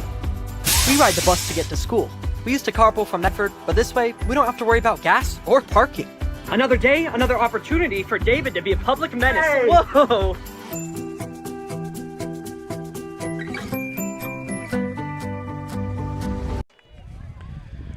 So the Honkers on the move here in the third quarter, having to burn a timeout with a little bit of formation trouble. But now they come out 1st and 10, down to the Challenger 39, having success moving the football via the ground. Dropping back, Alves looking to throw, and it's picked off. Interception by the Challengers. Running upfield and down to the 40-yard line, keeping his feet. I think it's Brandon Van Wert, isn't it, with the interception? Oh, it's Breitler, excuse me, for the Challengers. Well, now, wait a minute. Is that Breitler or is that Van Wert? You know, we've had that confusion all season long. I think it might be Van Wert. I think it's Van Wert. So the challenge, because he's got, the two, that home and away thing, which, well, drives the announcers crazy as if they care. But anyway, it's that's Van Wert. Interception by Lakeview and a 32-yard interception return by the Challengers. So another big play, defensively by the Challengers, and now they 1st and 10 at the 32 of the Honkers. High snap, Moody completes the pass. Now looks like that might be Westlake over there. Gets it across the 38, down 30, down to the 28. So Dylan Westlake with the opening play for the Challengers. He gets about 5 yards on it. So if you can't get those short gains via the run, just go to the pass. 2nd and 5 for Cascade. Moody, accurate passer, coming in, completing his passes at a 67% clip. Now they'll go ahead and do the fly sweep. And they're going to lose a couple yards on that. Good defense by Lakeview, stringing that out. Stubbs there along with Marcus. And it's been all night. It's been a tough night for the Challengers to run the football, and it shows up right there as Wilson. You know, he's usually good at getting around that corner and picking up positive yards, but couldn't get around the corner that time and loses a couple of yards here. So that'll bring up 3rd down, and we'll say about 6. Ball spotted at the 29-yard line. Moody out of the shotgun. Trip receivers over to the right side. We got Maurer, Freilich, and Wilson. Westlake over to the left side. Now Wilson will go in motion. Moody rolls out to his left. Maxwell with a little bit of pressure. And then Moody kind of threw that one up there, but the Challenger receiver doing a great job of hauling it in. And Luke Wilson there with the reception. And the Challengers with a 1st down. Yeah, about 10 yards on the gain, and the Challengers get a 1st down. And that athletic play by Wilson, I tell you what, very that was dangerous pass, too, by Moody, really back across his body. But he gets away with it, and the Challengers pick up a 1st down. 1st and 10 at the 20. Challengers trying to gain a little bit of separation here. They'll go to Scaglione. Scaglione will cross the 20-yard line, get to about the 19, just outside the 18. Now, not a ton of carries for Scaglione, and he picks up a couple of yards there. So that'll bring up a 2nd down and 8. Yeah, just 22 yards rushing so far for the Challengers on the night. So it's been a rough going on the ground as that big defensive line and linebackers for Lakeview has kind of dominated the line of scrimmage against the Challengers offense. Moody out of the gun. Trip receivers to his right.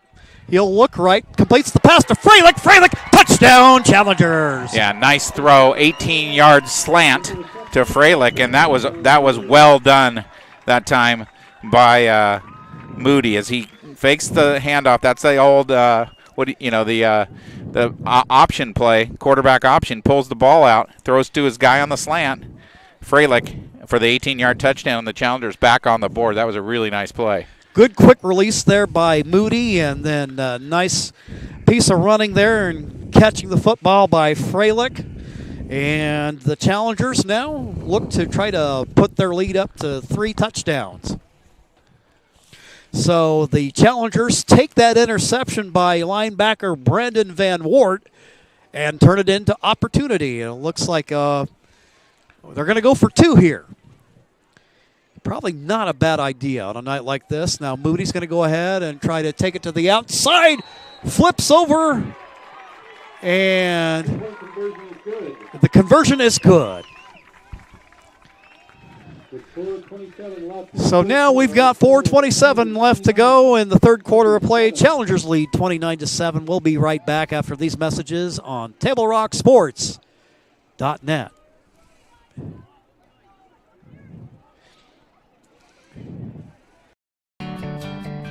It takes meticulous planning,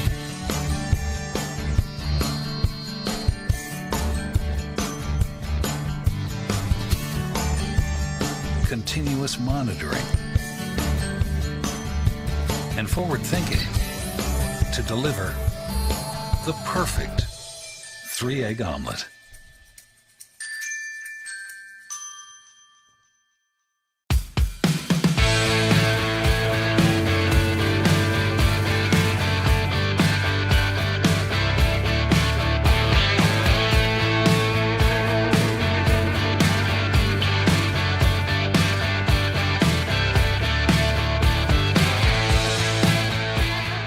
Come enjoy the patio weather and a brand new menu at Tap Rock Northwest Grill, where friends and family gather and memories are made. Come visit us today or visit our website. Third quarter, Challengers trying to pull away in this one here. Challengers turning a turnover into points. Yeah, and getting some separation, which is important, I think, in this game. There's still a lot of time left in this one. 4:29 to go here in the third quarter, and I think that was a big response by the Challengers to get that extra separation here going into the middle to the end, well, the last third, I guess you would say, of this third quarter. Well, you know that this Honkers team is not done. Nope, they're not. There is the return attempt by Johnson. Johnson going to get out to about the 20-yard line, and then that is where the Honkers will have the football here in their second possession. They had a good thing going there for a while, and the Challengers assisted the Honkers a little bit with some penalties that turned into first downs. But then the interception by Van Wart kind of bottled up that drive. It'll be interesting to see now how the play calls work, because right now you have the Challengers up by 22. And you don't have a ton of time left, so long drives don't help you a whole lot. And but you know, all you have to do is Stubbs goes loose for another quick touchdown run, and things start to look different in a hurry. And Moody comes out of the game kind of hobbling like he's got possibly a cramp as well. On first down, burst of speed by Alves, showing his prowess as a two-way threat. And I think he picked up 10 yards and a first down for Lakeview. And they've had some success here in the third quarter running up the middle. And I was kind of surprised they decided to throw the ball there on that last drive, right when that interception happened, as they were doing a good job running it. So now the Challengers with some cramping issues, as we saw both Maurer and now Moody on the sidelines with some cramping. Now the Challengers, strong effort defensively there. Brandon Marcus trying to get somewhere with it, and he's got black jerseys all around him. A loss of a couple of yards on the play, actually. Yeah, nice play by the Challenger defense, and really good play. getting in the backfield that time, and you mentioned it, lost about a yard. And that hasn't been happening very much of late, as Lakeview has been attacking the middle of that Challenger defense. Well, one thing they have that a lot of teams that the Challengers have seen haven't had is they've got a variety of ways they can beat you. Ball's loose on the turf, but it looks like from here that Stubbs was able to fall on it. Yeah, looked like the handoff. The ball really never got into his breadbasket, so to speak, and bounced off his shoulder pads and ended up on the turf, and he just fell on top of it. So kind of a break for the Lakeview Hawkers, but unfortunately for them now, it's going to be 3rd down and long. Well, and if you know Mike Shawn, defensive coordinator for the Challengers, you got to be thinking that he's pinning his ears back and turning some dudes loose on the quarterback Alves. The other thing that you got to be thinking if you're Lakeview that, this would be an opportunity, I think, for a trick play of some kind. So let's see if they've got something else in there. Remember, they ran that reverse pass a little earlier. Here on 3rd down, Alves going to crank it up, and he's got Johnson downfield. Good pass coverage by the Challengers. And that's Dylan Westlake on the coverage. I tell you what, now there's a guy that's really come on his senior year, found a way to really peak at the right time. Played soccer his freshman year, good goalkeeper for the Challenger program. Then the following year after that kind of went dormant. He had already had designs of maybe trying to do both football and soccer, but after paying his dues and doing some growing, he's had a fantastic season this year. Well, he's got a lot of speed, and that helps you when you're trying to cover receivers down the field. And, he's one of the fastest guys on the Challengers team. And he's fearless. He'll hunt bears with a switch. Meanwhile, kick return, punt return by the Challengers. Scaglione, he'll get it right up to about midfield. So Challengers with very good field position here with 2:02 left to go in the 3rd. Yeah, nice field position for the Challengers, and really they can take their time on this drive and get some more points and probably put this one, maybe even out of reach at this point as we're getting down to the end of the 3rd quarter here. 2 minutes left to go in the 3rd. Westlake in motion. He's going to throw it downfield looking for the trick play, but it is broken up. Good try on that. Good coverage, actually, by Lakeview. They were not fooled by that. And I believe that was Dylan Westlake with the throw. He's kind of one of those interesting guys. He's actually left-handed, but if I remember right, Mark, he shoots a basketball right-handed. Well, he can shoot with either hand, really. He likes going to his left in basketball, actually, more than going to his right, and he has a great left-handed floater as well. But, yeah, he definitely threw that one left-handed, and they ran a left sweep, and he pulled the ball up and threw it from there. Moody completes the pass to Maurer. Maurer will get it down to about the 44-yard line. Gets 6 yards or so on the play. So Peyton Maurer. 3rd down. Big for the Challengers tonight, both defensively and offensively.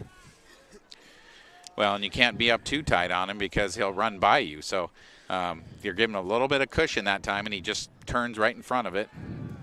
And Maurer with another reception. Going to go ahead and take it up the sideline, pick up another Challenger 1st down as he gets it down to about the 35-yard line. About 11 yards on that play and another Challenger 1st down. So Challengers doing a good job of moving the football here again. Well, you've talked about Maurer. Maurer's going to be interesting to see what his future holds in store. I think he's just one of those guys that I almost dare say he's sneaky athletic. Yes. And he can run, he can jump, he can do a lot of things for you.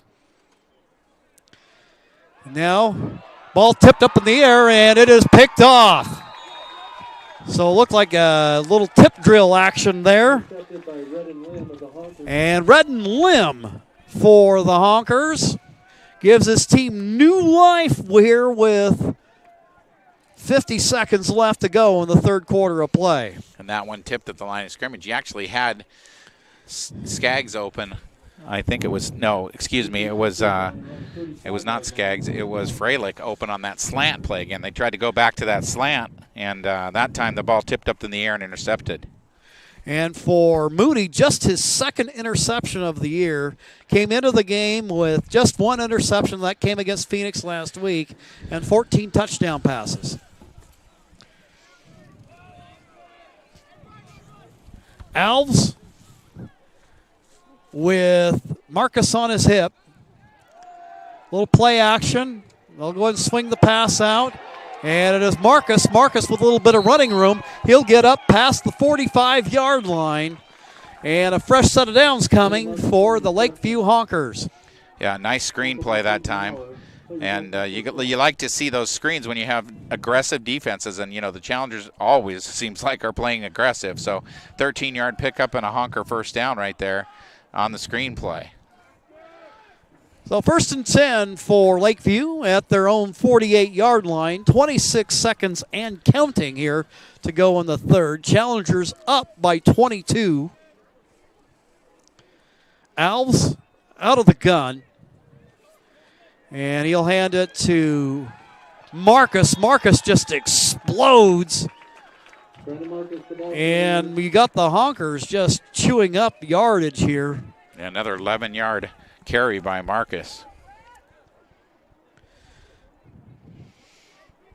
5 seconds left to go in the third. And as you said, the Honkers not going to give up, as that's the end of the quarter. That's the end of the third 3 quarters of football are done. Your John L. Scott scoreboard showing Cascade Christian 29, Lakeview 7. We will take a quick timeout, and then we'll be back with the fourth quarter of play here on TableRockSports.net.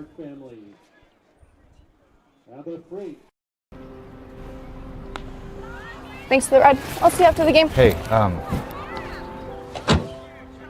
Dear Katie, I've been your #1 fan since I watched your first game all those years ago, and I still love watching you play. But I wanted to see you win so badly that my competitive nature got the best of me. I lost track of what's important. I thought I was supporting you, but I was really just embarrassing you. I'm not your coach, and I'm not an official. I forgot my role. I'm your parent, and you deserve better. From here on, I promise to keep my emotions under control. I'll cheer for you and all the other players, no matter the score, no matter the outcome. Thank you for sharing with me how I can do a better job of supporting you, your team, your coaches, and the sports you love. Still your #1 fan. Love, Dad. Start of the fourth quarter, Lakeview trying to cut into this Challenger lead. Successful drive thus far for Coach Jeff Graham and company. Alves and Marcus in the backfield. And Alves going to go ahead and keep it. He's got running room to the right side. And he'll get it down to the 35-yard line. Yeah, about 7 yards, and now you're starting to see Lakeview's size and athleticism a little bit wearing down that Challenger defense as Alves picks up 7 yards and makes it 2nd and short. So a 2nd down and 3. The ball spotted at the 34-yard line of Cascade Christian. And here, if you're the Lakeview Honkers, would be a good spot, 2nd and short, to run something down the field. See if you can get one of your receivers down the field. Top of the screen, they got a one-on-one matchup. Alves, kind of a high snap. He'll go ahead and take off and run with it. Gets good blocking up front, and he'll pick up a Lakeview first down as he crosses the 30-yard line, gets it down to about the 28. Picks up another 6 yards, and the Lakeview Honkers first down. And like I said, that Challenger defense here in the fourth quarter starting to look a little bit tired. Well, we talked a little bit about some of the cramping, and that by a couple of key defenders, and Peyton Maurer and Ashton Moody. And this is probably kind of where that not having a whole lot of depth comes into play. Absolutely. 1st and 10, down to the 28-yard line. Alves to Marcus. Marcus trying to work it outside. Flag is down. And he'll run up the sidelines, but with that flag in the backfield, I'm thinking if you're a Honker fan, you're not going to like this call. No, I don't think you are. I think it's a hold. Flag right there at the 29. And it is a hold against the Honkers.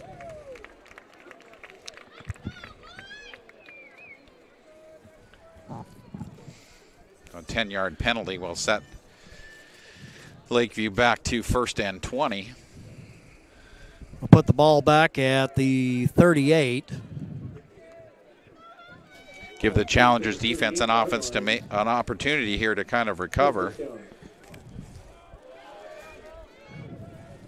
And the clock, a big advantage for the Challengers.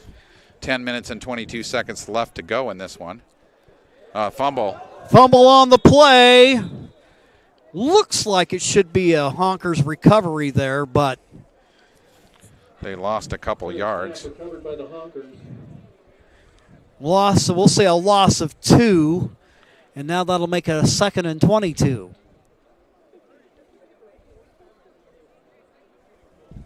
Tough turn of events for Lakeview, and we've seen that so many times in different games where a team has some momentum going. They look like they're about ready to, make some noise, and then be it a penalty or be it a turnover or some kind of miscue, it kind of wipes out the momentum.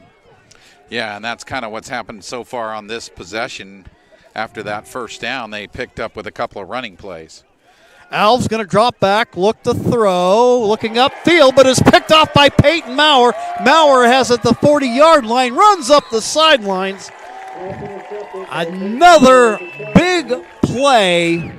And Mark, I don't know, I know we've sung the praises of the Challengers linebacking core, but they certainly have it going on in the secondary too. They really do, and Maurer read the quarterback's eyes there, but secondly, the quarterback was taking a shot from one of the Challengers' defensive ends as he threw that ball, and I know that he did not have an opportunity to really set his feet and throw the ball where he wanted to. So I think that pressure also affected that throw, as it usually does. And Alves throws the interception here, his first passing play of the. And we got Scaglione at quarterback. Excuse me, his first passing play of the 4th quarter. So Scaglione picks up 10 yards for the Challengers, and that's exactly what Cascade needs. Is they need to be able to run the football a little bit here, as they haven't really been able to do much of that in the whole game. I think that's the longest run of the game so far for Cascade Christian. Well, the yards have been hard to come by. You talk about that front 7 for Lakeview, that they have done their part tonight. Moody hands it to Scaglione. He'll cross the 30 down to the 29. He looks like he got about 3 yards, on that one. And the Challengers, usually by this point in the game, they're over the 100-yard mark rushing, but in this one, only 35 so far for Cascade Christian running the football. They've had to do most of the damage through the air. They have 182 yards passing in this one. And I guarantee you right here, the Challengers know it. A touchdown here kind of puts this one out of reach, and they'd love to take care of business here on this drive. Luke Wilson going in motion, but they'll hand the ball to Scaglione. Scaglione gets stood up there right at about the line of scrimmage. Yeah, no gain, I don't think, on that one. So that'll bring up a 3rd down and 7. The Challengers at the 28-yard line of Lakeview. They've got Peyton Maurer split out wide to the right. Slot on his side is Christopher Freilich. Over on the right side, left side, you've got Dylan Westlake. And it looks like you got Scaglione, and looks like we got Lakeview on an offsides. Good job by the Challengers finally of mixing that count up. And that'll be a 5-yard penalty and make it 3rd down and 1. So that'll make the Challengers' task just a little bit easier. 7:32 left to go in the ball game. Moody bringing in the play off of the sideline.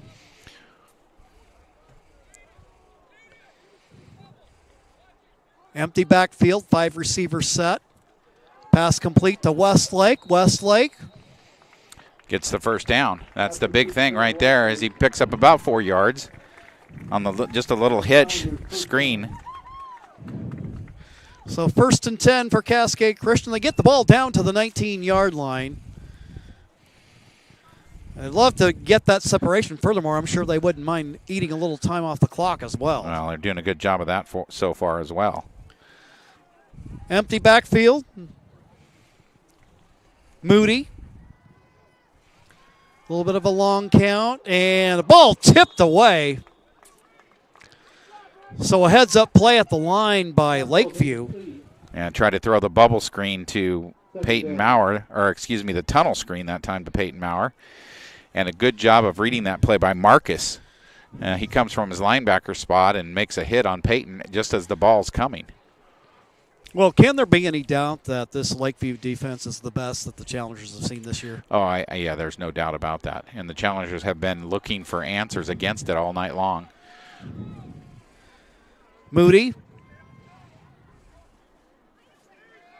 Little pump fake.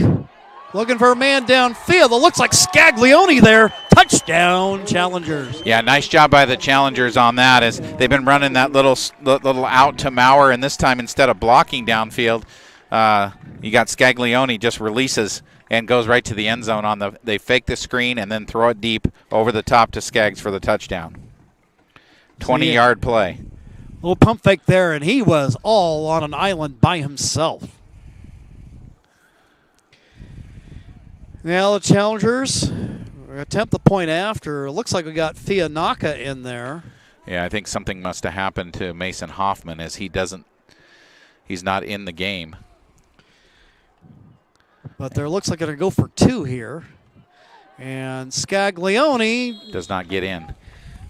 He gets held up, but Challengers leading by 28 in the ball game. 6:42 left to go.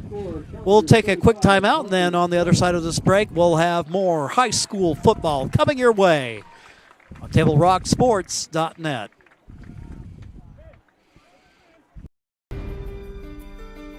Choose a company that best represents you and our local community. Choose a company that focuses on relationships rather than transactions. Choose a company that empowers their employees and provides growth opportunities from within. Choose a company that shows compassion and rises to the occasion in times of need. Call a John L. Scott broker today. Any time is a good time to plan your funeral, except at the time of the funeral. At Conger Morris, we know that there are so many advantages to planning ahead. It eases the burden on our families at their worst time. Pre-planning also alleviates their stress, knowing the funeral costs are already taken care of. And it allows your service to be more meaningful, with all of your wishes being taken care of. Call us today for personalized assistance in creating your own plan. Conger Morris, we'll always be there. Alex Fianaka getting ready to kick it away. Back deep for the Honkers will be Denver Johnson and Brandon Marcus. Another deep end-over-end kick, and this will come out to the 20. That's exactly what you want in this situation. Don't let them get a chance of returning something for a touchdown. Just kick it in the end zone and make them start from their own 20. So Challengers, it looks like we got a little substitution in along the defensive line. Cole Breitler wearing 71 for Cascade Christian. He's in the lineup. And it looks like I see, Mark, it looks like we got Mason Hoffman back in there. Oh, we do? Okay. So that's always an encouraging sign. He's become the leading tackler on the team for the Challengers from his linebacker spot. And we've talked a lot about that linebacking core for the Challengers, and with good reason. Challengers at their own 20, Conkers at their own 20-yard line with 6:42 left to go.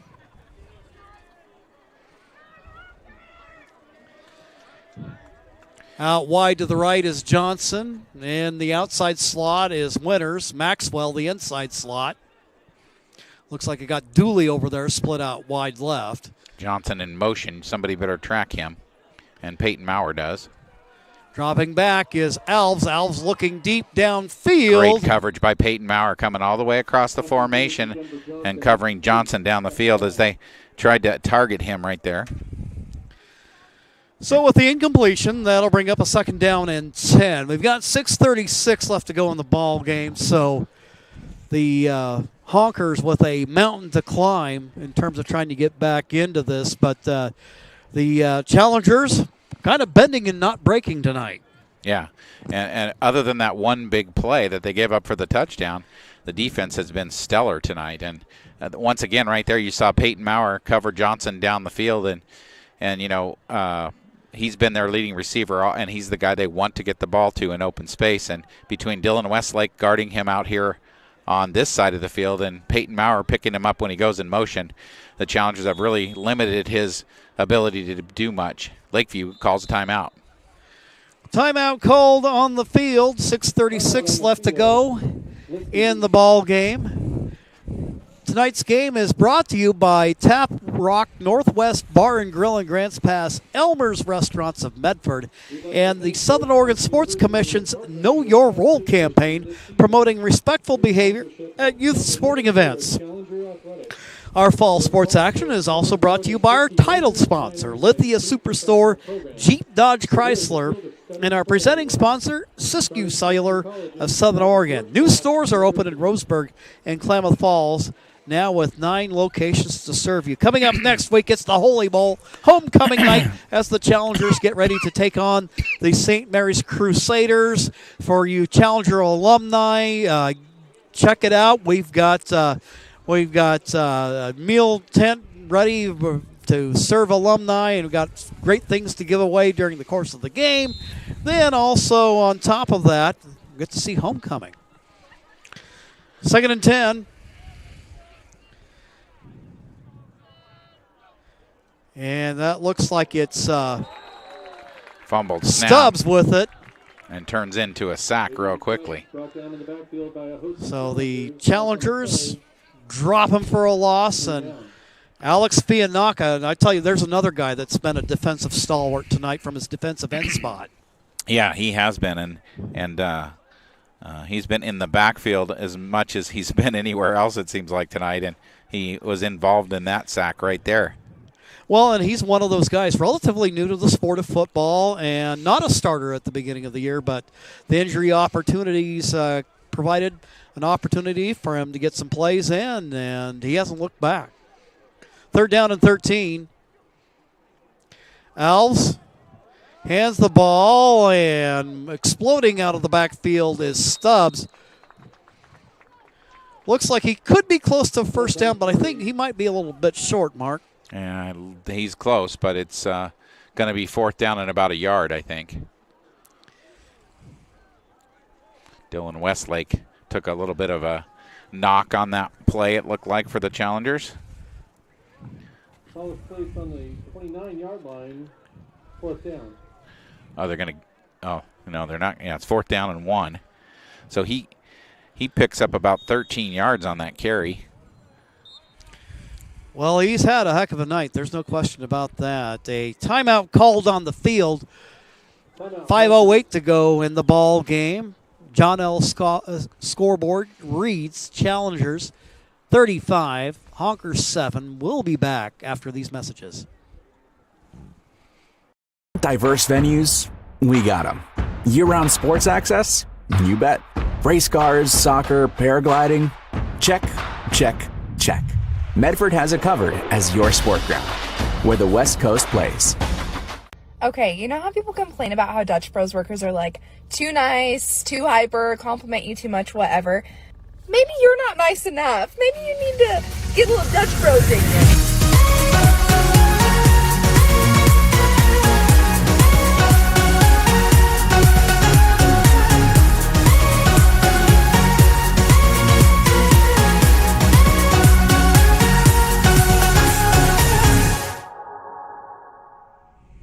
Discover the West Coast destination for those seeking more. More sunny days, more athletic facilities, more outdoor adventures, more to do during downtime. Medford is your sport ground, where the West Coast plays. 4th down and 1 for Lakeview. They're going to go ahead and go for it right here. And Stubbs going to try to take it out of the backfield. And I don't think he got it. I don't think so either. Got a little no, bit. they're going to give it to him. Okay. Oh, boy. I think there are a couple of fans among the Challenger faithful that maybe have an opinion, Mark, that maybe I think would be more in line with mine. A favorable spot there, maybe? Certainly looked short to me. And the stick was slightly, it looked like anyway, slightly beyond the 30. And even right now, the ball is on the 30. So that doesn't make a lot of sense. No, it doesn't. Nonetheless, Takini will come in, bringing in a play from the sidelines. Well, the most important thing really, though, for the Challengers is there's 4:33 left in this game. The clock's moving, and they're up 35-7. So first down or no first down, it's not a big deal at the moment. Twins left and right for the Honkers. Alves, kind of a low snap, but he'll try to take off and run with it. He's not going to get much there. No, Challengers drive him back. Really no gain on the play. Looked like we had Jack Nips getting some snaps defensively in on the play.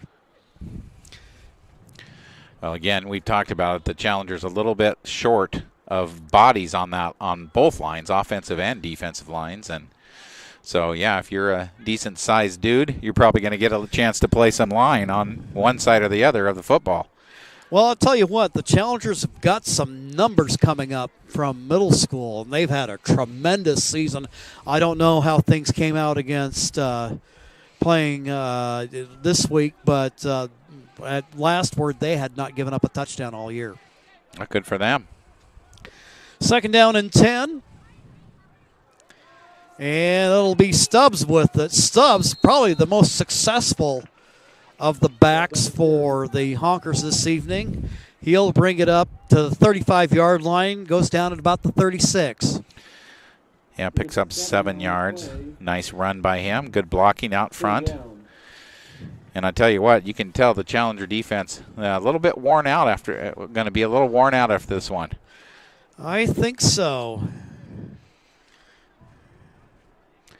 3rd down now and 4. Clock running. 2:48 to go in this one. Alves, shotgun look. Trip receivers over to the left side. And they'll hand it. And once again, taking off and running with it is Stubbs. Stubbs taken down by, it looks like Dylan Westlake there on the stop for the Challengers. But another big run tonight for Adrian Stubbs. 30 yards on the run for Stubbs. You're right. He has been their most effective running back. Well, I'll tell you what, he doesn't look worn down. 2:25 and the count and the clock continuing to run. 182 yards now for Lakeview on the ground tonight against that Challenger defense. And well, you can't help but think, and we've talked about this, is that this is going to be the recipe if you're going to try to succeed against the Challengers. Yeah, you're going to try and run the football up the middle and just pound on the Challenger defense because there is a lack of size there. However, you know, the quickness sometimes makes up for the size, and you saw it right there. Breitler doing a good job of wrapping it up. Gained about a yard on the play. So that'll bring up a 2nd down and 9. If this result holds up, this will be the 20th victory in a row for Cascade football.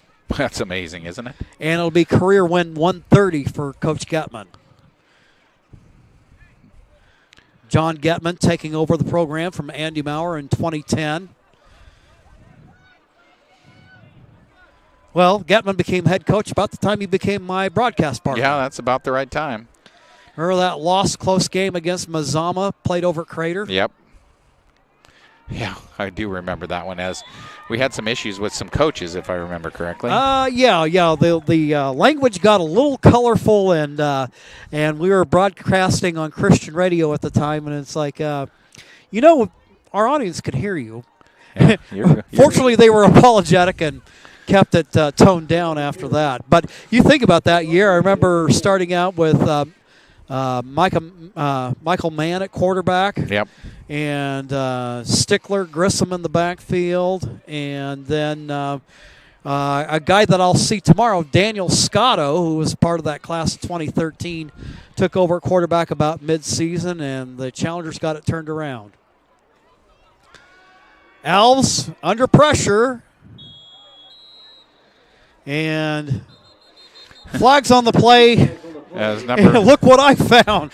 One of the linemen catches the football, so you can't do that. And if you're smarter, you probably just knock it down. But Gavin Coulter said, wait a minute. What am I doing with this? Well, when somebody throws a football at you, your natural reaction is just to catch it, right? Sure. I mean, that's the natural reaction. Yeah. And that's illegal touching, and so that'll be a penalty against Lakeview. 22 seconds left to go in the ball game. That's just a 5-yard penalty, but I believe it's loss of down as well. So it's going to be a 4th down, I think. Let's see if it is loss of down. They're not changing the down marker over there. And there you can see the sideline for the Challengers saying that it's 4th down. And it looked like the and there they go. They're Changing it now. It is 4th down now for Lakeview after the penalty. Stubbs will end up lining up as a slot receiver to the left side. And Elves going to try to crank it up, throws the pass, completes it to Takini. Takini keeps his feet, and he's going to get a 1st down. Nice work by him. But we got zeros on the clock. And the Cascade Christian Challengers pull out a tough one. The game, I would say, as Mark mentioned earlier, this game closer than the score indicates. But the Challengers taking home the victory and remaining undefeated on the season, beating the Lakeview Honkers 35-7. We invite you to stick around.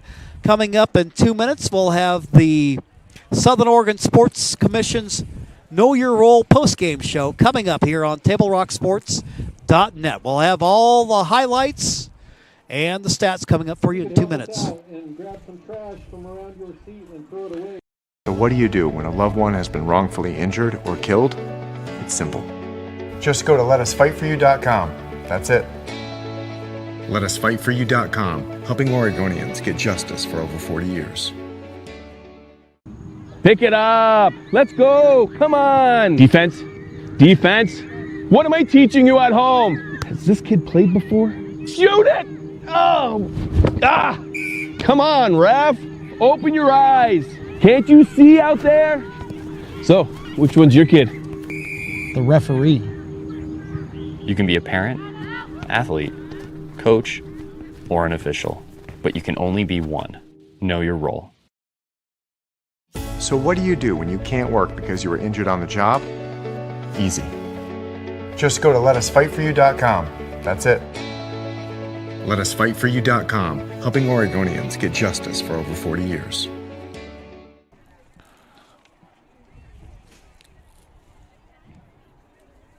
It's game day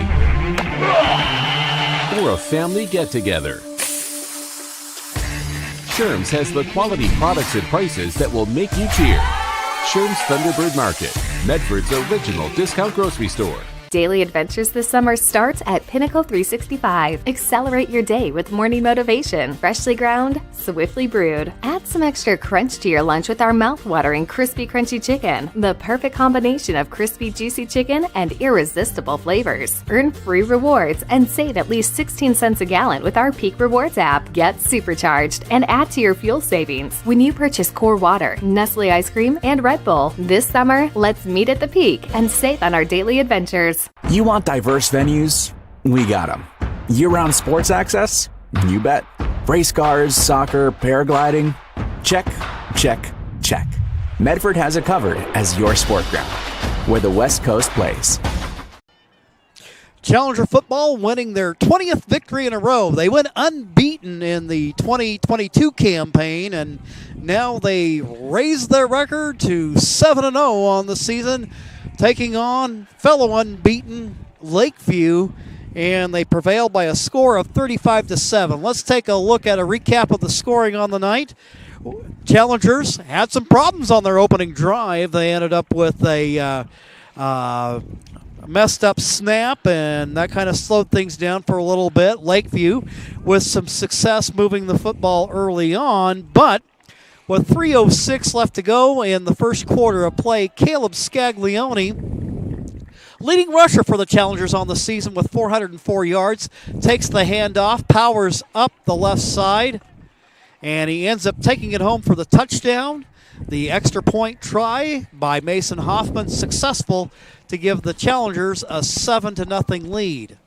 Then the Challengers get it done on the ground. They get it done through the air. Sweet-looking touchdown pass from Ashton Moody to Peyton Maurer. That 13-yard strike and the successful extra point attempt by Mason Hoffman would give the Challengers a 14-0 lead. Then Lakeview, they had a highlight of the night, and it would be Stubbs with the 74-yard touchdown run. He picks up a head of steam, goes up the sideline, outruns the posse, and the extra point attempt successful by Maxwell, and it's just a one-score game. So that feeling through a good solid half is that this Lakeview team was not going to go away quietly. Then with 15 seconds left to go in the half, Challengers, they had to earn their yards this evening, and Ashton Moody powers his way in on a 3-yard touchdown run. And then Hoffman would add the point after attempt, and that gave us our halftime score of 21-7. Then, nice looking play in the third quarter, touchdown pass from Moody to Christopher Freilich. Let me see here. I think I may have got that okay. Let's get past that one. Now here's the highlight we're looking for. 10, 20, 30, 40, 50,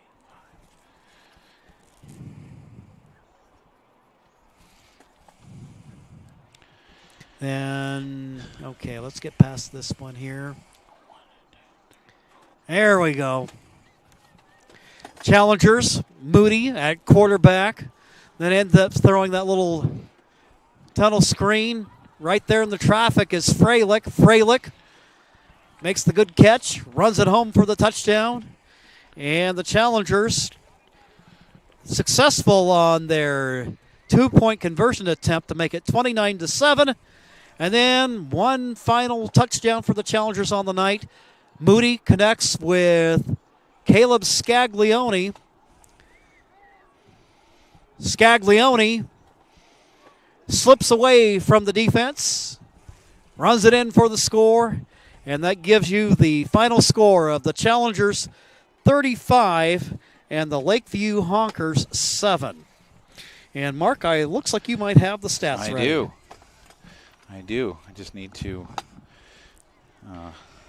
We're doing it in the dark here. Yeah, where were you when the lights out went out? Yes. In the dark. Well, just trying to get my flashlight back on so I can see what we're doing.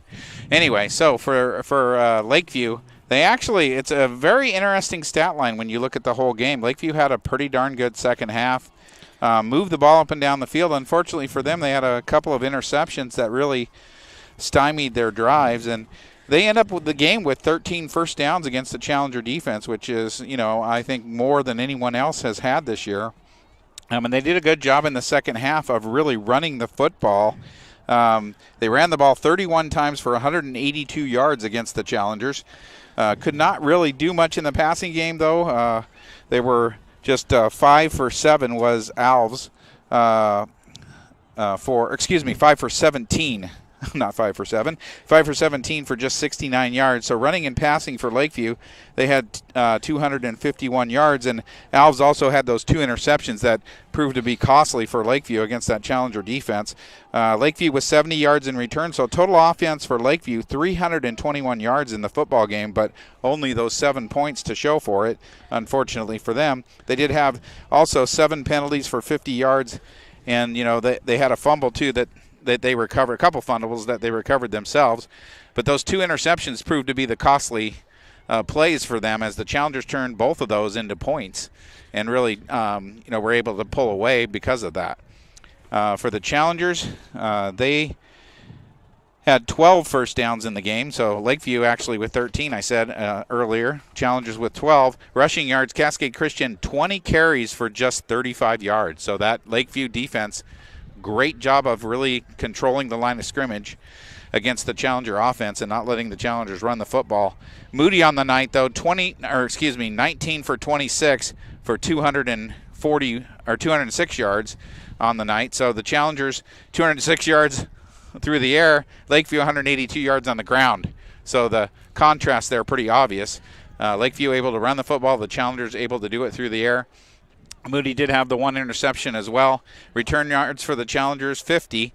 So total offense for Cascade Christian, 291 yards. So 291 yards for the Challengers, 321 for Lakeview. So Lakeview actually outgained the Challengers in the football game tonight, but not on the scoreboard, as the Challengers do what they need to do to get this one won by making plays really defensively, like those interceptions, and putting points on the board from them. Penalties for Cascade Christian, 6 for 55 yards, and that's kind of the way it went tonight. Very even, really, at the end of the game statistically. If you just take the running and passing yards, for the Cascade Christian, they had 35 rushing yards, 206 through the air. That's 241 yards.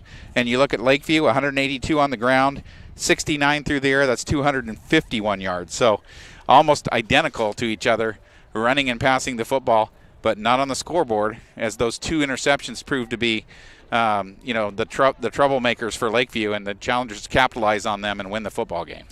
Well, I don't think there's any question that Lakeview has demonstrated that they are clearly a quality playoff team, and whereas a lot of times usually that number 2 team out of our league is usually just kind of happy to be there and maybe gets bounced after the first round. I think that this is a Honkers team that, as they continue to work on things and make improvements, that there'll be a team that will need to be accounted for in the 3A picture. For the Challengers, what'll be good for them is they'll finally remain undefeated, but also they'll have an opportunity to move up in the rankings and try to get one of those better seeds as they look ahead to the playoffs. So for Cascade Christian, a good win for them as they get ready for homecoming and senior night coming up next Friday night.